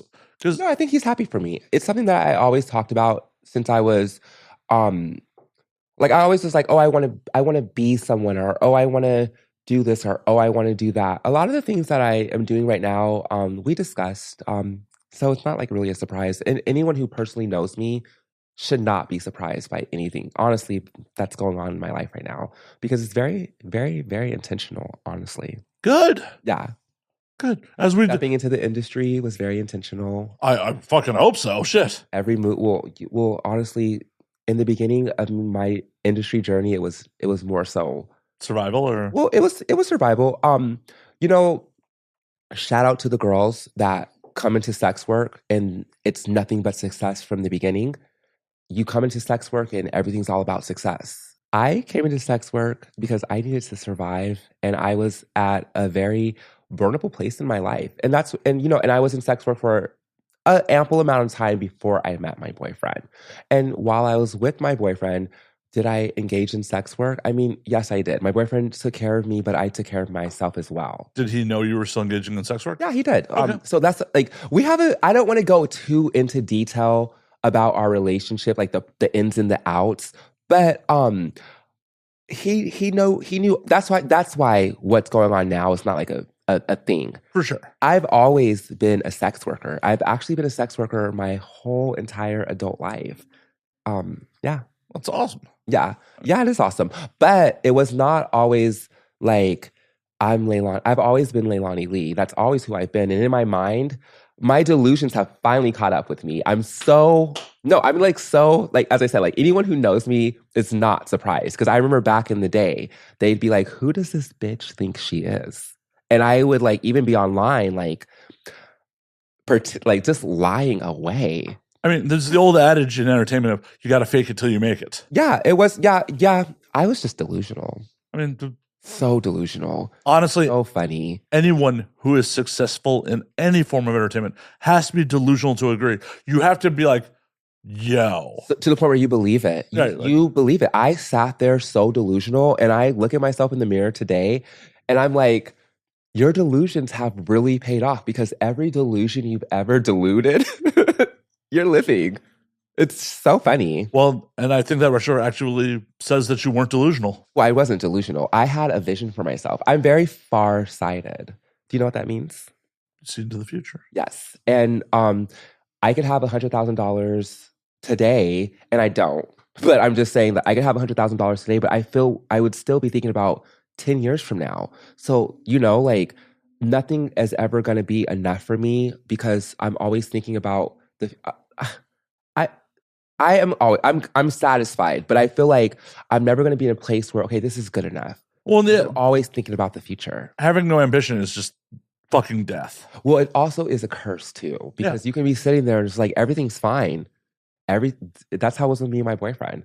Everything's fine, but there's something else. There's something else. There's just something else, and I need to find it. Shit mentality like that is why I had to leave the Midwest, because fucking that is the Midwestern mentality of like, oh, well, no, I have a good enough job. I have a relationship that I'm not unhappy with. No, if it's not exactly what I want, I don't want it. And that changes. It really does suck. If it's not exactly what I want, I'm not going for it. But hey, there's nothing wrong with that. There's absolutely nothing fucking wrong with that. Like, as we said in the beginning of the podcast, we only have one fucking life. Why are you going to settle for being mediocre? Why are you going to settle? But also, too, like, you don't have to be grandiose. And what I want doesn't have to be, like, the best of the best and everything top of the line. What I want could be very simple. Oh, for sure. But, you know, like, that's what I'm saying. Yeah, it just has to be what I want. You're like, yo, I want vanilla ice cream. Why am I settling for chocolate ice cream? Exactly. And I've done that before. And then I pissed myself off because I'm, like, sitting here having a Reese's Blizzard when I really wanted a strawberry cheesecake Blizzard. And I'm like driving and I'm eating the Reese's Blizzard, and every bite of it, I'm getting more and more mad. And I'm like, you know what? I'm going to turn around and go get the strawberry Blizzard. As you should.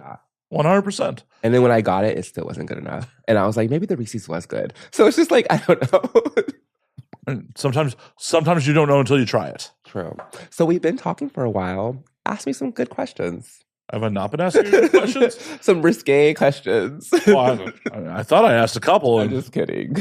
I was told to walk away from a couple of them. No, well, some of them... I'm fucking with you. I'm just fucking I don't want the wrong sound bites going out for things that I just really... You know, like sometimes you put things out there and someone who's so educated on the topic is just going to debate you down. And I really don't want to give anyone like any of that, you know? For sure. Everyone's right.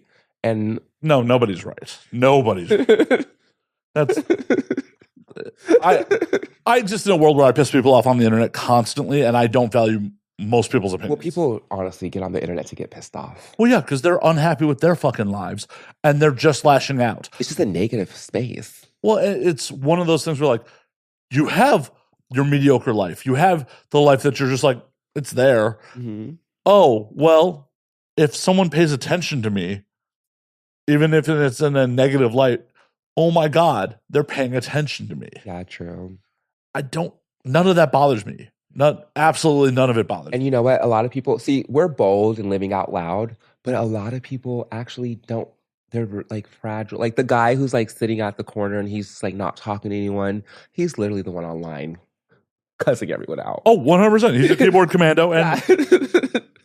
And on one hand, always the most simplest people like in real life, and they're the ones going straight up hard on the internet. Oh yeah, you look at their comments and you're just like, how did you come to that conclusion? Yes.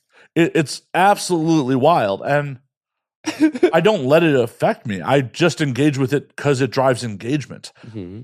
I'm very much of like, the algorithm doesn't know if it's positive or negative comments.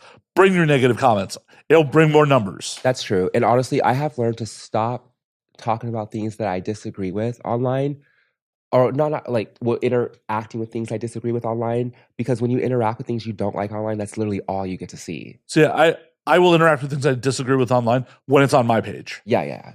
If you come to me with your bullshit. Yeah. But if it's just in the oh no, I won't go to. Yeah, because if it's just in the timeline and you interact with the thing, that's all you're gonna see. And honestly, like when I see like trans topics, I'll see something, and if I get to read in the comments, I want like the Olympics has been giving that. It's like the Olympics, the opening ceremony, and then the boxer situation. If you read the comments, it really can be triggering. So I've learned to like not engage with things I don't like on the internet, because that's all you're going to see. So these people, for you, it's good because it's engagement. Yeah. And you are someone who's putting out media. And so that's fine. But for someone who doesn't want to see these things, you probably should stop interacting with it. Stop telling people to not to negatively comment on my shit. Yeah, because now that's all you're gonna see. Oh, I tell them that. Like when they come in negatively comment on the clips and shit, and I'm like, thanks for the engagement. You're probably gonna see more of it now. Yeah. Honestly, it's just a lot. How long have you been doing your podcast for? 8 years now. Nice. Yeah, this is a weekly thing since 2016. So is it every day? No, just once. I release once a week. I record multiple times a week. So I end up with multiple episodes in the can because, as you know, in this industry, people flake. So if I only booked one show a week, yeah, that's true. Like technically, I think I had 3 shows booked this week, and one person canceled on Monday. So it's like I've been in the industry since 2011. Like I've been in the industry a long time. So it's like when I started the show, I'm like, no, I always have to overbook and have shit in the can versus depending on someone to fucking show up. Right, that's a good way to do it. It is and it isn't. Like on one hand, it makes sure that there's always content to release. On the other hand, it doesn't allow me to be as topical as I'd want to be on shit. Yeah. Like by the time this airs, the Olympics will be long over. Oh, good. So it won't be so like there won't be like a need to like debate what was said and things like that because there'll be something else to talk about. Hopefully. Yeah. Hopefully. But it's shit like when we were first doing the show, like within the first couple months of doing the show, like the Pulse shooting happened in Orlando in 2016. It's just like my original co-host, I believe she identifies as bi. And it was just like, that was something that was an important topic of conversation for us. But by the time the episode aired, it's like, that was old fucking news. It's never going to be old news though, because I feel like that was like was that the biggest incident like that ever to occur? I believe so. But it wasn't like. But it wasn't as interesting as far as like, you can't put that in your title because there's something else going on. Yeah, like that happened 6 weeks ago. Yeah, because honestly, there's always something crazy happening, but we live in such a fast-paced society that people move on so quick. Well, and that's part of the problem with modern media is like there's no investigative journalism. Everyone's just putting shit out there as fast as possible to get the clicks. Yes. And that's why shit's wrong half the time because it's just like, oh, we have to get the headline out there so someone fucking clicks on it. They got to get that headline out first. I used to want to be a journalist for like 5 minutes. My journalist teacher pissed me off, and I didn't want to do it anymore. What'd they do? He was just annoying. He was so annoying. He was really annoying. I think about him like, he was really annoying. Mr. Stosenberg. Why, Mr. Stosenberg? Why you got to be annoying? Why? Yeah, and he was LGBT. He was gay. Oh, Lord. Is that okay to talk about? Sure. He was gay, and so I thought that he would be like nicer to me, being that we're a part of the same community, but he was not nice. And maybe I was like obnoxious. I mean, I was a teenager, but he was so agitating. And I think that like things that I wanted to talk about and the way that I wanted to do things was more so like in line with the blogs of today. But it was just so he was so against like, you have to do it this way. As I said, like back to what I was originally saying, when you see a kid or someone who's like being innovative or being a certain type of way, don't tell them they're wrong and they have to do it this way or that way, because you don't know how and what the world's going to be like when they're adults. And that very thing that they were going to do or be like could be what really is cool and popular when they're adults. And they could have been an innovator, but because you are a naysayer and a party pooper, you fucked up and you were an adult, you messed, and they valued your opinion, you messed up the trajectory of their life. Well, that's the problem with human society in general is we're very stagnant. Mm-hmm. Like, we're very adaptive when we have to be, but we're fucking stagnant. I mean, for fuck's sake, we are still doing so many things based on things that were invented by people who didn't shit indoors, did not have indoor plumbing. Oh, Lord. Well, some things I feel like are timeless, but other things we do need an upgrade. But why are they timeless? Well, because people are just lazy. Exactly. But wait, are people lazy, or were people back then had more time on their hands, and people are not lazy? You know what I will say? People are distracted. Back then, we didn't have shit. Literally nothing. We had a stick and a wheel. And so I can understand why so much technology and so much innovation was happening. But nowadays, it's just like we're all sitting back because we know that there's someone else in the room coming up with everything. We hope. We Well, fucking hope. there is. There literally is. Yeah, but they may not be coming up with it for us. They may be coming up for it. Well, for themselves. Yeah. But then after like 10 years of using it and having an advantage, it trickles down to us. Hopefully. Hopefully. Not everything, but right? You know how it goes. Technology first, it's this classified moment. And then when they're like, oh, whatever. The internet is one of those things. Oh, yeah. My grandmother worked for the Air Force Base, and she hates the internet. But she hates the internet because she comes from the time when it was so secret and all these things, and it wasn't accessible to public. And so she thinks the internet is like, now that the public has it, they don't understand what they have. Grandma. They don't. Well, they don't, but Grandma, the internet has evolved to a thing for everyone. It's not just a government classified moment. So like, I got on the internet in the late 90s. Mm-hmm. And it was a very different beast. Like, Yeah. you didn't, for the most part, I didn't browse graphical based websites at that point. Like, it was Usenets and like effectively like internet chat boards. That's what it was. Yeah, it was a bunch of, and it was hard. Like you couldn't, like, you get on the internet and you can't type in www.bigtits.com and something popped up. You had to literally know what you were looking for to find it, right? Or Yeah. it would just be like a blank screen. You had to know what you're finding. And like a lot of it wasn't graphical. It was all just text based, communicating with people. It was a very different place. And like in those days, you had to be a fucking nerd to be on the fucking internet. Well, yeah, because that's what that was for. Yeah. Yeah. Yeah. And then it just, it opened up to fucking everybody, but not everyone has a great grasp on it. Not everyone.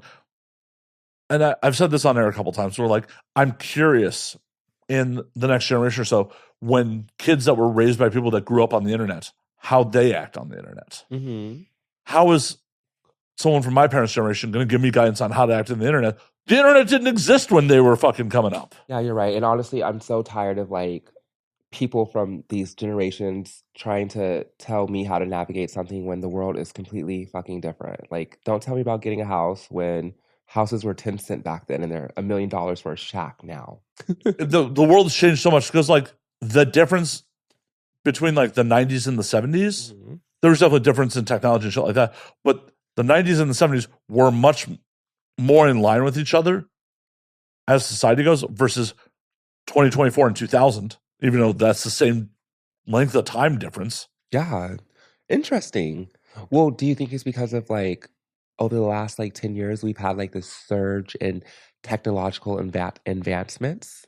Oh, 100%. So we have been exposed to things that we could never be exposed to by the internet. The internet has become way more, like social media was at first like a cute picture of your shot, a cute picture of your, like weird ass. Yeah, Instagram was for photography. You had a MySpace top 8. Yeah, exactly. And now it's just a lot. Well, and that's one of those things where like people have all this delusion, like, oh my God, LA is so crazy and violent and shit like that. It's like, if you look at the crime statistics, LA's crime is way down from its historic highs. Oh, really? Oh, the murder rate in like the mid 90s was insane. Okay. LA had like, I think 1,200 murders in the mid 90s. Okay. Per I'm year. not from here, so Well, I'm just using LA as an example. Who, like, I will say things about LA, and then people will tell me, "Oh, that's not my experience. I love it." But I'm like, "Oh, it's dangerous and scary." But that's because when I moved here, the sheriff got on the news and said that LA is like the movie The Purge. Yeah, but also Do you remember that? Also, that is an elected official trying to run for re-election. But do you remember when he said that? Oh yeah, 100%. Because they were doing all this stuff with everything that they were doing in Beverly Hills and stuff like that. Like it was just a lot going on, right? But I feel like it has like gotten better. Oh, it's also just not that bad for as many people live here. It's a big place, right? So that's why there's a lot going on. Wikipedia only has the crime rates for 2022, but like the homicide rate's 9.9 out of per 100,000. Like it's not huge. It's like let me find if I can find the murder rates for like more recent years. But like looking at the murder rates in the mid 90s, in 1990 the statewide homicide rate was 12.1 per 100,000, and it was 12.9 in Los Angeles County. In 92, it peaked to 21.1. So that's more than double what it was in 2022. Yeah. And so it's like Yeah, so it's gotten better. a lot better. The thing is that social media has made things more accessible, so it feels like it's gotten worse. Oh, for sure. It's been amplified. What's gotten worse is the reporting. Exactly. Like shit that would... Well, better, more accurate reporting. Right. It has been amplified. Yeah. 100%. Like shit that would have been in some regional newspaper, like some mass shooting in middle of nowhere, Texas, would have never been picked up by the LA Times. Mm-hmm. But now, because of the nature of social media and the nature of like everyone being connected, you hear about every little fucking thing. The goddamn Citizen app telling you about like everything within 100 feet of you going down. Yeah, and the part of town that I live in, it's a not bad part of town, but it's a very populous part of town. Every 5 minutes, there's something going on. I live in Hollywood. My audience knows I live in Hollywood. Well, that's what I was going to say is that, and I'm sure that for where you live at, well, they know where you live at. It's Hollywood. worse. Yeah. Oh yeah. No. when I have Citizen app on, it's like man chasing someone with a fucking machete, like just every fucking 5 minutes. Like, yep. Like it's always 500 feet away. Too. Yeah, it's just like 500 feet away, armed robbery. I'm like, yeah. And you know what? I have zero fear about walking around here at night. Zero. Good for you. But honestly, I don't know if I have fear. I don't know. You're a woman. Well, I have dogs. I have my dogs with me too. It's not that I, like, it's not even like the fear of things happening that I don't like about walking around at night. It's more so like, it's just so much going on. It's just dirty. Like the shit, the needles, the psychos. Yeah. It's a lot in the daytime. So at night, I don't want to do it. And then, at night, the rats. Yeah. Yeah. Nothing's more fun than New York. Yeah. Nothing's more fun than walking home from a bar and like trying to drunkenly dive away from a rat coming out of a bush on Hollywood Boulevard. Like, oh shit. I guess I've given away that I live in downtown. I don't know. We got rats here too. Shit. Oh, really? Oh, yeah. Okay. Like, legitimately, there's been multiple times where, like, I'm walking home on Hollywood Boulevard from the bar, and, like, I hear rustle, and then it's like, big ass rat. I like, oh, shit. Yeah, my dog loves to, I have a Doberman. Oh. I have 3 dogs, but I have 2 of them with me all the time. And the Doberman loves to get rats. And it makes me so sad because you hear them scream and she'll like break their legs. And then I don't let her finish. I probably should start letting her finish, huh? Just let her cripple rats? Well, I don't let her. Like they run out of nowhere and she like is waiting for them. She smells them coming. And she'll like do like something with her legs. And next thing I know, you'll hear the rat scream and like be weird and lame because it's got its leg broke. And then I'll be like, no, and keep walking. And it just sucks because now the rat's there. Just crippled rats. Dying. Yeah. But thankfully there's hawks that are waiting to swoop up. Because there's hawks and parrots around my neighborhood too. Oh, yeah. Well, that's cool. The circle of life is happening in downtown LA. Wild parrots. Parrots don't eat meat though, do they? Well, no, I'm just saying. Well, I was just saying that there's hawks and parrots. Like the hawks definitely eat meat. Well, yeah, I couldn't not mention the parrots when I mentioned the hawks because I see them both. No, parrots are very much vegetarian. Yeah, they're herbivores. Yeah. The herbivores. Omnivores. No, they're herbivores. Well, did they say that a chicken is a herbivore? Because no, those are definitely omnivores. Okay, I've seen chicken eat rats. Oh no, chickens will eat whatever the fuck you put in front of them. She had a chicken coop, and I'd hate when she'd be like, "Go get eggs," and I'd be like, "Oh my fucking god!" And I'd go in there to get eggs, and these fucking chickens are sitting on their fucking nest, eating whatever mice run by. Yeah, chickens are omnivores. They swallow them whole. Oh yeah, no, chickens are just little dinosaurs. Yeah, and I'd be like, ew, we're eating these fucking chickens' eggs. That's interesting. We're eating their periods. Yeah, it's so like I was cutting up eggs, or not. I mean, if they're hard boiled, you can cut them up. I was cracking eggs for my dogs to make them a part of their food this morning, and then I crushed the shell to put it into my I was gonna put it in my plant, but I was like, I won't put it in my plant. I'll put it into my garbage disposal. And I was like, wow, like, it's so crazy how like that shell that I just crushed with my hand is like holds like the liquid of life that like just solidifies and like turns into a chicken. And honestly, that's what happens to us inside of wombs. Like we're just like liquid and we get churned and turned so much that we just start solidifying into a being. Yep. Yeah, life's weird. Life is fucking weird. And life is so weird. So the last thing people should fucking be thinking about is the weird things that life people do while they're alive, because just being fucking alive is weird. For sure, but people don't. Like, unfortunately, people don't have don't see the big picture on that shit. Yeah. They don't see the big picture of like, oh, this is all weird in the first place. Because for fuck's sake, all of this, every last thing. Yeah. Go ahead. Every last thing we're doing is just a soggy thing in our skull interpreting electrical signals. Yes, and everything that we're doing is fucking weird. Like we're born naked and we are sitting here clothed. Like we have all this stuff around us. We're paying for our food. Everything that we do is fucking weird. If you really broke down society, it's just really weird. It's really weird. And you could be like, that's the way it is. It's not the way it is. It's the way some people maybe like, how old is Western civilization? Couple thousand years. Okay, so like a couple thousand years ago, people were like in a cave with light, with like a candle going, and they're like, we're gonna need to live like this. This is rude. This is what's right. This is what's wrong. We need to stop shitting on ourselves and start shitting in a bowl. Nothing's natural. No, nothing we do is natural. No, absolutely not. Like, one of my friends, a wild communist, but he posts a meme like this all the time. Like, if some ape out in the fucking jungle was hoarding all the bananas while the rest of the apes starved, we would be like, what's wrong with that ape? Yes. We do it in human society. It's like, oh, that guy's a baller. But if bees were getting up and putting on ties and going to their different little social groups and going to work and arguing and making fun of that bee for this moment and that moment, we'd be like, bees are fucking weird. Why don't they just buzz and make honey? Yeah, absolutely. Like, you know what I mean? Absolutely. Like, it's a lot. It's a lot. And I love it. I love being a human. Some days I do. Some days it's like, it's a lot easier to not be a human. Well, I mean, we can also be a android with our conscious 2 to 3 times removed into different things. Hopefully we'll be able to be that soon. Still not about it. Still not about me as this conscious dying. Even if the clone of me doesn't remember it. I don't know.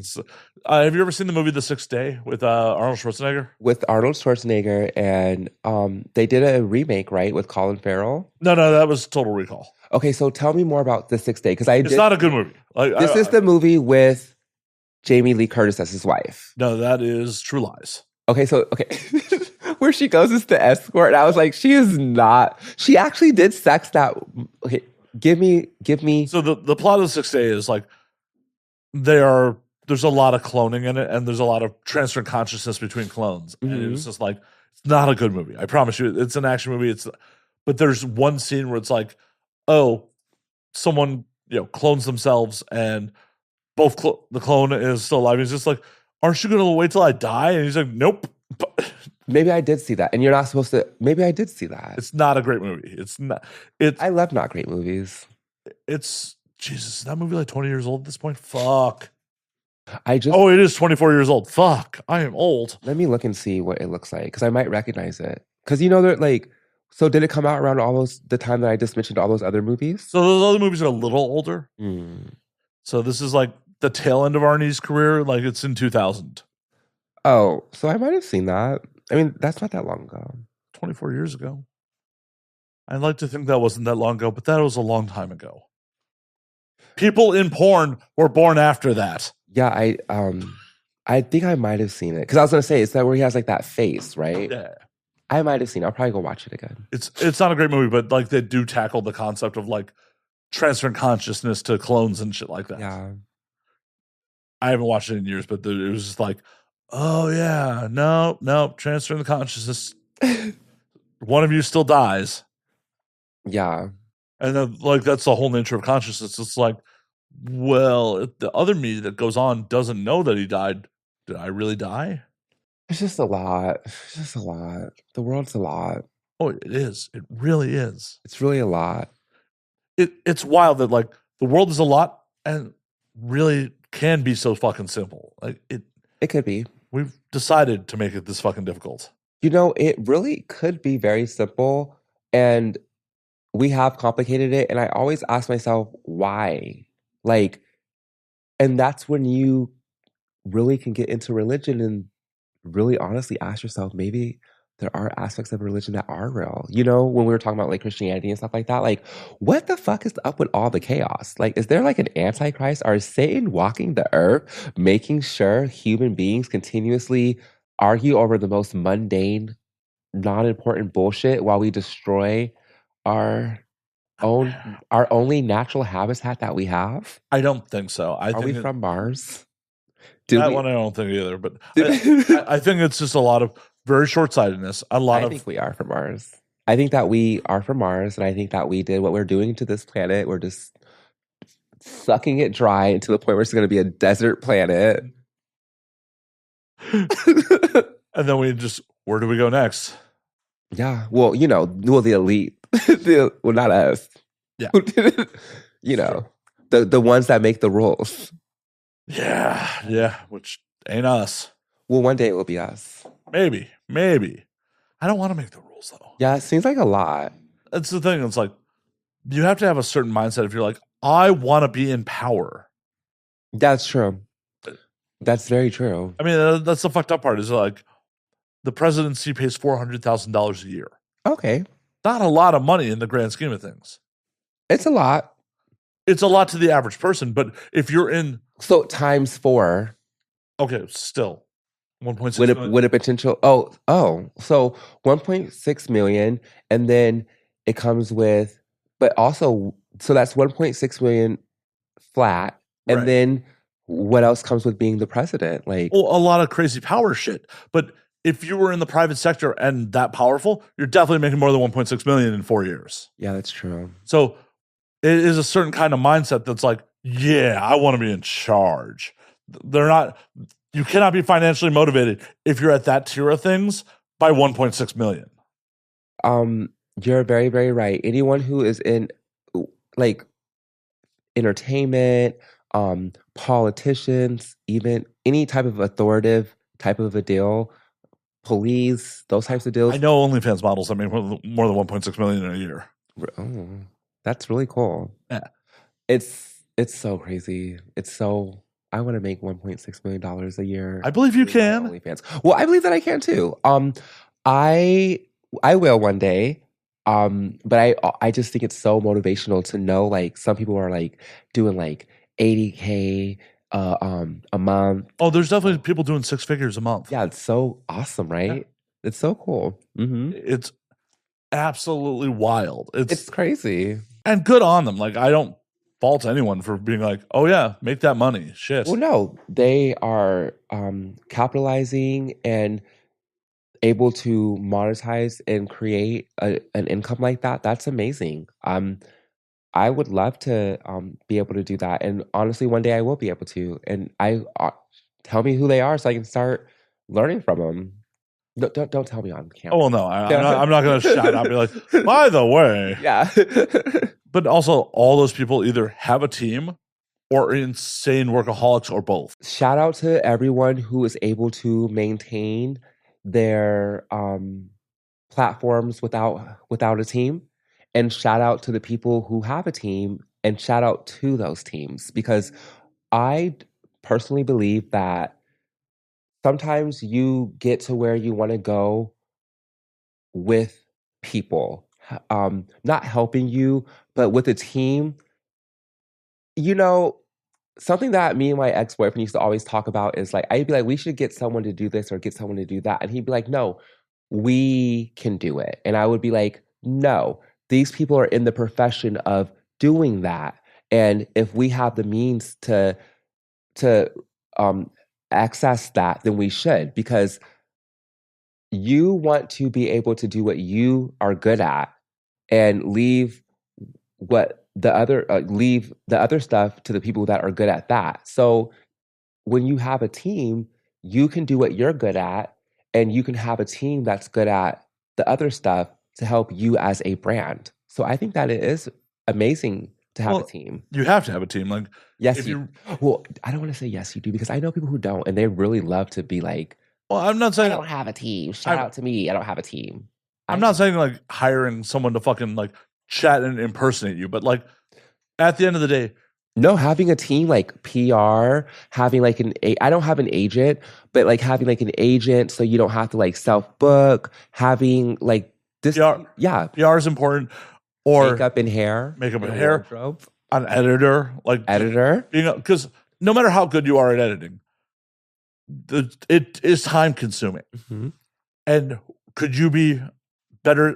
Could that time be better spent by you shooting more scenes, doing social media, doing something like that? Every successful creator, no matter if it's mainstream YouTube, whatever, has a team around them. Yeah. Like the team may not be massive, but there's no one who is at the top of the game is completely doing it solo. You're exactly right. Yes, you are. And I believe that having a team and being a team player is the best way to be, because you can grow yourself and you could have people around you that can help pick up the slack where you lack. Oh, Right. It just rhymed. I like that. Because it is your brand, you should be the CEO of your team. Mm-hmm. You should be the leader. Well, sometimes you shouldn't. Well, find someone who knows your mission and your vision and will stick to it, because sometimes the CEO, I mean, you know, sometimes the creator's just really eccentric and they need someone a little more. you should be listening to your fucking team. Yeah. But at the end of the day, it still should be your vision, your brand. Take advice from your team. Don't hire people that you wouldn't listen to. Yeah, that's true. And hire people who have your best interests, not people who just are there for just like a check. Because like someone who's there for the check is going to do the bare minimum to get that check. But someone who's there for the long run and there to see you grow, they're going to do what needs to be done to make sure, yeah. Oh, I do. And I am often an editor for someone who I'm just doing it for the check. That's okay. Oh, no, I'm not ashamed about it. But well, I mean, not everything requires, as an editor, I mean, you just need to, you need to do what they said. Right. And 100%. It's one of those things where like, you're all going in slow motion and just color coordinating and just doing all these things, just going above and beyond because you believe in the product. And I try to produce good work, but it's just like, I definitely am here for the check in most cases. Like, this is my project. I'm never going to put the effort I put into this project into someone else's fucking shit. Yeah. It's just what it is. And that's another rule, I think, is that no one ever is going to care about what you're doing more than you are. Right. And that's why you have to be the CEO of your brand. You're right. Because at the end of the day, no one else was like, oh, you know what? When I grow up, I'm going to make you famous. Some people are like that, though. Well, I'm sure they fall into that, but no one on career day when they were a kid was like PR people do that. But they find their niche. They love to make. They see sometimes people. Everyone has their role, but but you are right. Most people are not like, I'm going to make you successful. I'm going to make you famous. Most people want to make themselves that. Well, and also a successful PR has a website of success stories, of the articles that they got, the media outlets that they got you to. All these, like, they're still building their brand as they're building yours. It's a symbiotic relationship. Mm-hmm. It would be a bad PR firm if they just didn't exist for anyone to find them. True, that's true. But it's important to have good PR around you. It is 100%. Like, it makes or breaks, because anything in entertainment, you can advocate for yourself all the time. You can be like, I'm amazing. I do crazy things. There's just something in human nature about if someone else is advocating for you, it's more credible. Yeah, it just makes it more credible because now you're dealing with someone who has someone to back up what they're saying. Like, we can say anything. And sometimes you need more than one person to corroborate what you're saying. But if you have someone who has a good reputation, or someone whose word has always rang true. I mean, that's a good reputation. I think I just said the same thing twice in different forms. But, someone with credibility, right, you are right. It makes you way more credible. It really does. Like, I can come in and say that, oh, I'm the greatest ever. And you could be like, oh, yeah. But if someone comes in and is like, oh, my God, she's the greatest ever, you're going to anticipate the greatest ever coming before you versus someone proclaiming it themselves. Oh, for sure. Like, and it just adds credibility. Also, just doing things and having other media outlets and all that shit have you on and vouch for, like, oh, she was awesome. Like, oh, well, she was awesome there. We'll book her. And it's a snowball effect. That's why you look at musicians and shit like that. They leave a band, they leave a project, and all of a sudden they're still famous. They're still doing shit because so many people have signed off on them being awesome. Yeah, that's true. And then sometimes other bandmates totally disappear because they never really, they never really got out of like that umbrella to become an individual with the credibility of awesomeness. Yep. And it's just how entertainment works, like how the world works. It's a snowball effect. Yeah, it is. Once you've been proven somewhere, like people are willing to take risks on you on the other things. That's true. So you just got to get out there and do the shit. That is true. That is the best way to do anything. The best way to start anything is to just get up out there and just start. But don't start a podcast. There's too many of us. I've heard that the general consensus is that they are tired of people starting podcasts, right? Well, especially if you're a white dude with a beard. Well, why? Because everyone's got one. I mean, there's a lot of things everyone's got. You just have to find what's good and what's not. Well, so the reality of the situation is, if you were to start a podcast, anyone start a podcast in 2024, you need to find a niche subject. You have to, hyper focus on a niche subject and get fans of that niche subject. Okay. The general conversation shows like this, there's too many of them. Okay. And one of the original podcasters is Joe Rogan. Yep. Yeah, because he has a Netflix special out. And so I only know him from, I don't know much about him, but I know his name. And I know him, and I thought he was a conspiracy theorist who got in trouble for some of the conspiracies that he pushed. And now he owes millions of dollars because of that. That's what I thought he was. But then I went in and I realized that he's a comedian and also one of the original and also the most successful podcaster. And I didn't even know that. Oh, yeah. I didn't realize that. I have a very canned speech for new clients for like when I take on podcasting clients. It's like, no matter what you think of Joe Rogan and think of his content, Joe has been a nationally touring comedian for 30 years. I didn't even know that until I was living in my own bubble. I know his name. But he was also on 2 national sitcoms. And I saw that too. Like, and isn't that so cool when everyone knows your name and don't even know why they know? Because they all know it from the podcast. Yeah, at this point. Well, yeah, I thought it was like it was like a soundbite from a podcast. I mean, I don't want to mention the podcast, but and he, pushed his conspiracy theory, and that's where I heard about him from, and I thought that's where he was from. I thought that he just like had a YouTube channel. And he was like an Alex Jones type. Yeah, and there was like a soundbite that went viral. But then I realized, like, no, this is like an innovator in his community, and also a comedian, and also has was he like a reporter for like? He was never a reporter. What was it? So he was on 2 sitcoms. He was on News Radio, and then he was on Okay, that's what it was. He was on another sitcom that didn't go very far. He's also the host of Fear Factor. Oh, was he? Yeah, he was the host of the original Fear Factor. He's also a commentator for the UFC. That's interesting. That's what it was. Not a reporter, a commentator for the UFC. Right. That. And part of what I tell like new clients is like, with all that fame, with all that notoriety, it took 8 years for that to be a big show. Yeah. So if you are just someone who's starting a podcast, it takes 5 years before you start seeing profit, and it's worth it, whatever it is you're doing. I learned that because I've tried different, like, remember when I was with my boyfriend, I was trying all these different businesses, and I would always see that it's going to take up to 5 years to start seeing a profit that, that's worth it. And even within my adult career, it didn't happen overnight. Like, it took years. With podcasting, because of how saturated it is, you still may not see it in 5 years. Really? As of last count, over 5 million podcasts on Spotify. Yeah, so I guess that is like, and how do you connect with your audience?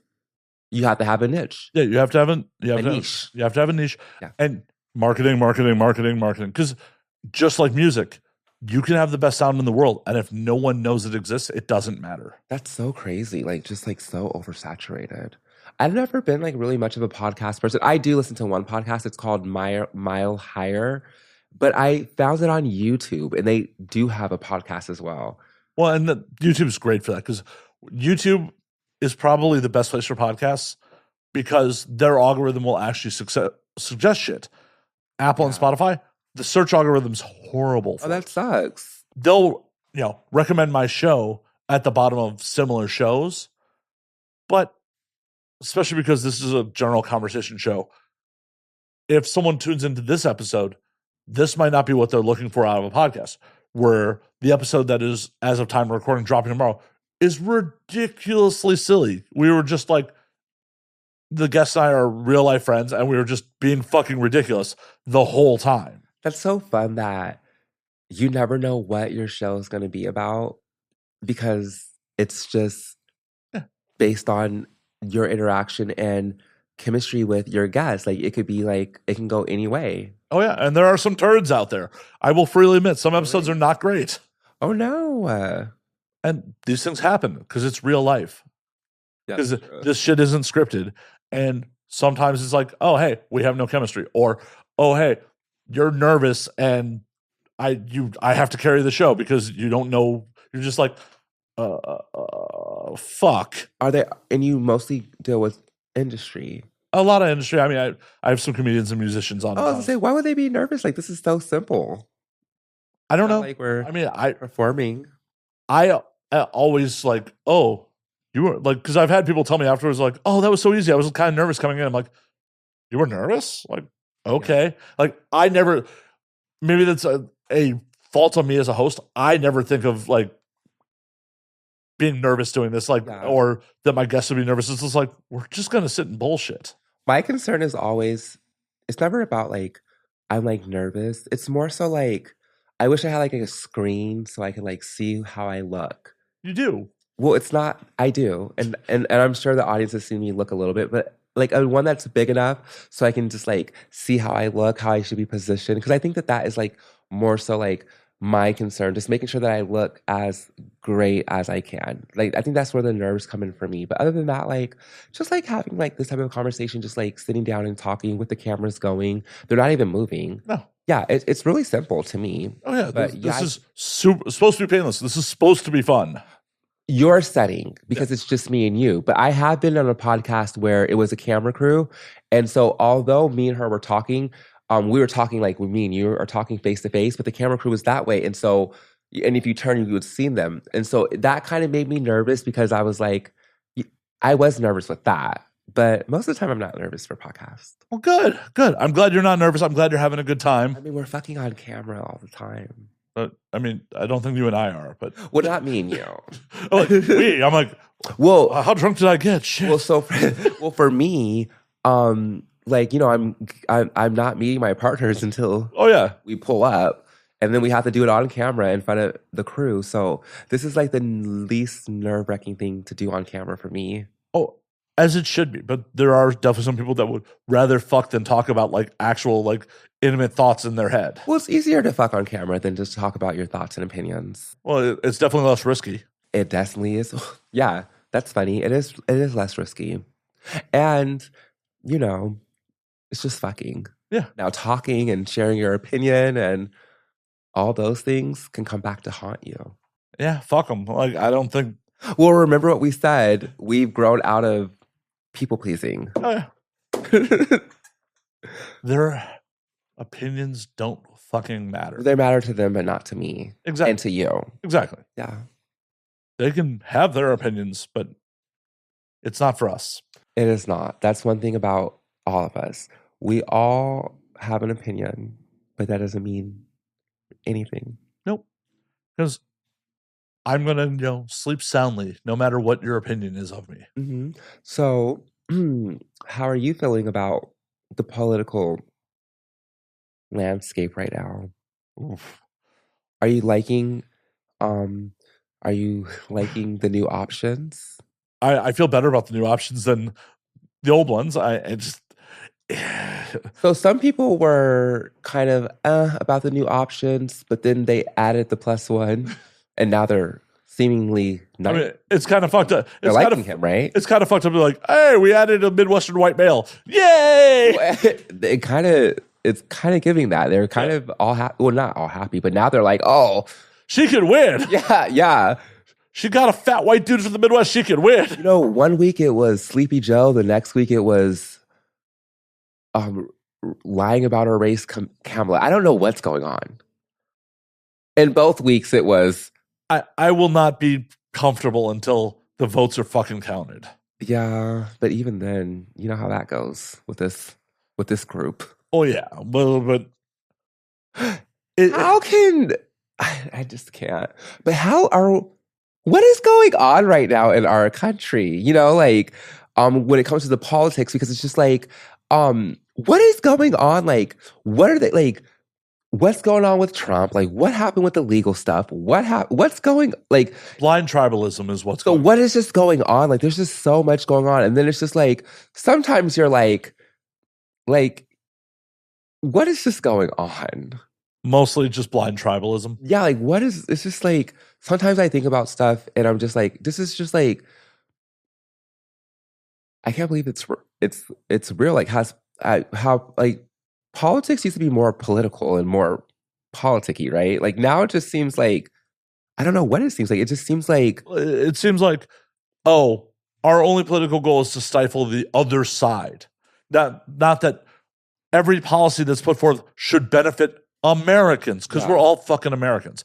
But people have gotten in their head like, oh, no. We are trying to stifle the perceived enemy, which are other Americans. Yeah, and it's giving very much Republican against Democrat, and it's giving also, you know, some people are voting Republican because they believe like that it's not about, like I saw this post today where they were saying it's not about Trump, it's about America getting back to being America, and like the Democrats are, and I don't know what's going on. I mean, America's had a not so great history. I don't know what's going on. I mean, I know what's going on, but I'm saying what I mean by I don't know what's going on, it's just like you said, it's literally American versus American. It's not even, right? Because every policy that is being put forward from either side of the aisle should be there to benefit Americans, not one subsection of Americans as a whole. And then no matter which way it goes, it's feeling like there's going to be a riot. Possibly. It's going to be a riot because it's going to be a riot because someone won or someone lost. Yeah, time will tell. There's a reason. We have several months until the election. There's a reason that "May you live in interesting times" is a curse. Will this air before or after the election? Before. It definitely. I don't think I have that much in the can. I'd have to count, but I don't think I have that much in the can. Lord, it's just so much. Let's hopefully not have to do the next one in Europe. I just really feel like I don't know what's going on. I just want the tension between American against American to like go away. And then like slogans have become so like it's like profanity. It's not even profanity, but it's you know what I'm talking about. Well, it's crazy because it's just today on social media I saw a woman get a Trump tattooed across her forehead. Really? Yeah, it was on Twitter. I don't know. It's the internet. You don't know if it's actually real or not. But it could be true. It could be real. It could be real. I don't give a fuck who you're voting for. These people are supposed to be civil servants. You should not be worshiping them. It doesn't matter if it's Trump, Kamala, Obama. It doesn't matter. These are all people that are that's true. Supposed to be a representative government and representing us and representing us as Americans' best interests. You should not be fucking worshiping them. They're not like pop culture. They're supposed to be our leaders. Right. Yeah. Our leaders but they're supposed of our society. They're supposed to represent us, not rule us. Yeah. We left England to not have a fucking king. It is supposed to be a representative government. It's just a lot. You should not be worshiping any fucking politician. So it's becoming, politics have become, like we are now seeing political fanatics. Yeah, that right? That's what the word. Yeah, political fanatics. And that is what my concern has.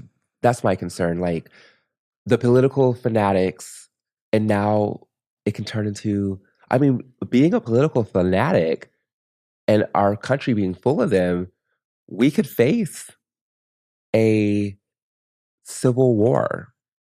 I'm too old and fat for that shit. Well, honestly, as a trans woman, that's something that I always think about. Like, if the shit hits the fucking fan. You have guns? Yeah. Good. Good. I'm a gun owner. Shit. No. But you know how it is to have a gun in California and all. I know, I have multiple. So then you definitely know, and it's how like the laws and everything, and just like I hate to do this. I'm going to call last call. You know, we've been doing this for over 2 hours, right? no, it's okay. How long do you usually do your shows for? About 2 hours. Good. So we're going to call last call. Okay. But before we get you out of here, tell the people where they can find you on all the things. So I am on OnlyFans as onlyfans.com/Leilani_Li. I am on Instagram, and it is I am Leilani Li. And I am also on Twitter, or X. It's Twitter. Fuck that. Yeah, Twitter. And I've actually gotten better at calling it X. I will never. But I'm on Twitter, and it is also Leilani_Li. And that is where you can find me. You can also find me on Pornhub as well. If you're in the right states. Oh, I know. And if you're not, use a VPN. Well, I heard they don't work. They do. Okay. So I've been told. And I have a free OnlyFans too, which is I love Leilani Li. Give Leilani your money. Do it. Spend your money. Well, give me the opportunity to earn your money and entertain you. Hell yeah. Leilani, it's been a pleasure. We will do this again. Hopefully not from Europe. I would love to do this again. Hell yeah. We can do a show with someone else. Why do you think we need more people? Are you so bored with our relationship No. already that you need to bring a No. third in? Leilani, what the hell? I just heard that you had my sister Ariel on. I did. But we'll discuss that off air. Until next week, drink up, motherfuckers. Cheers.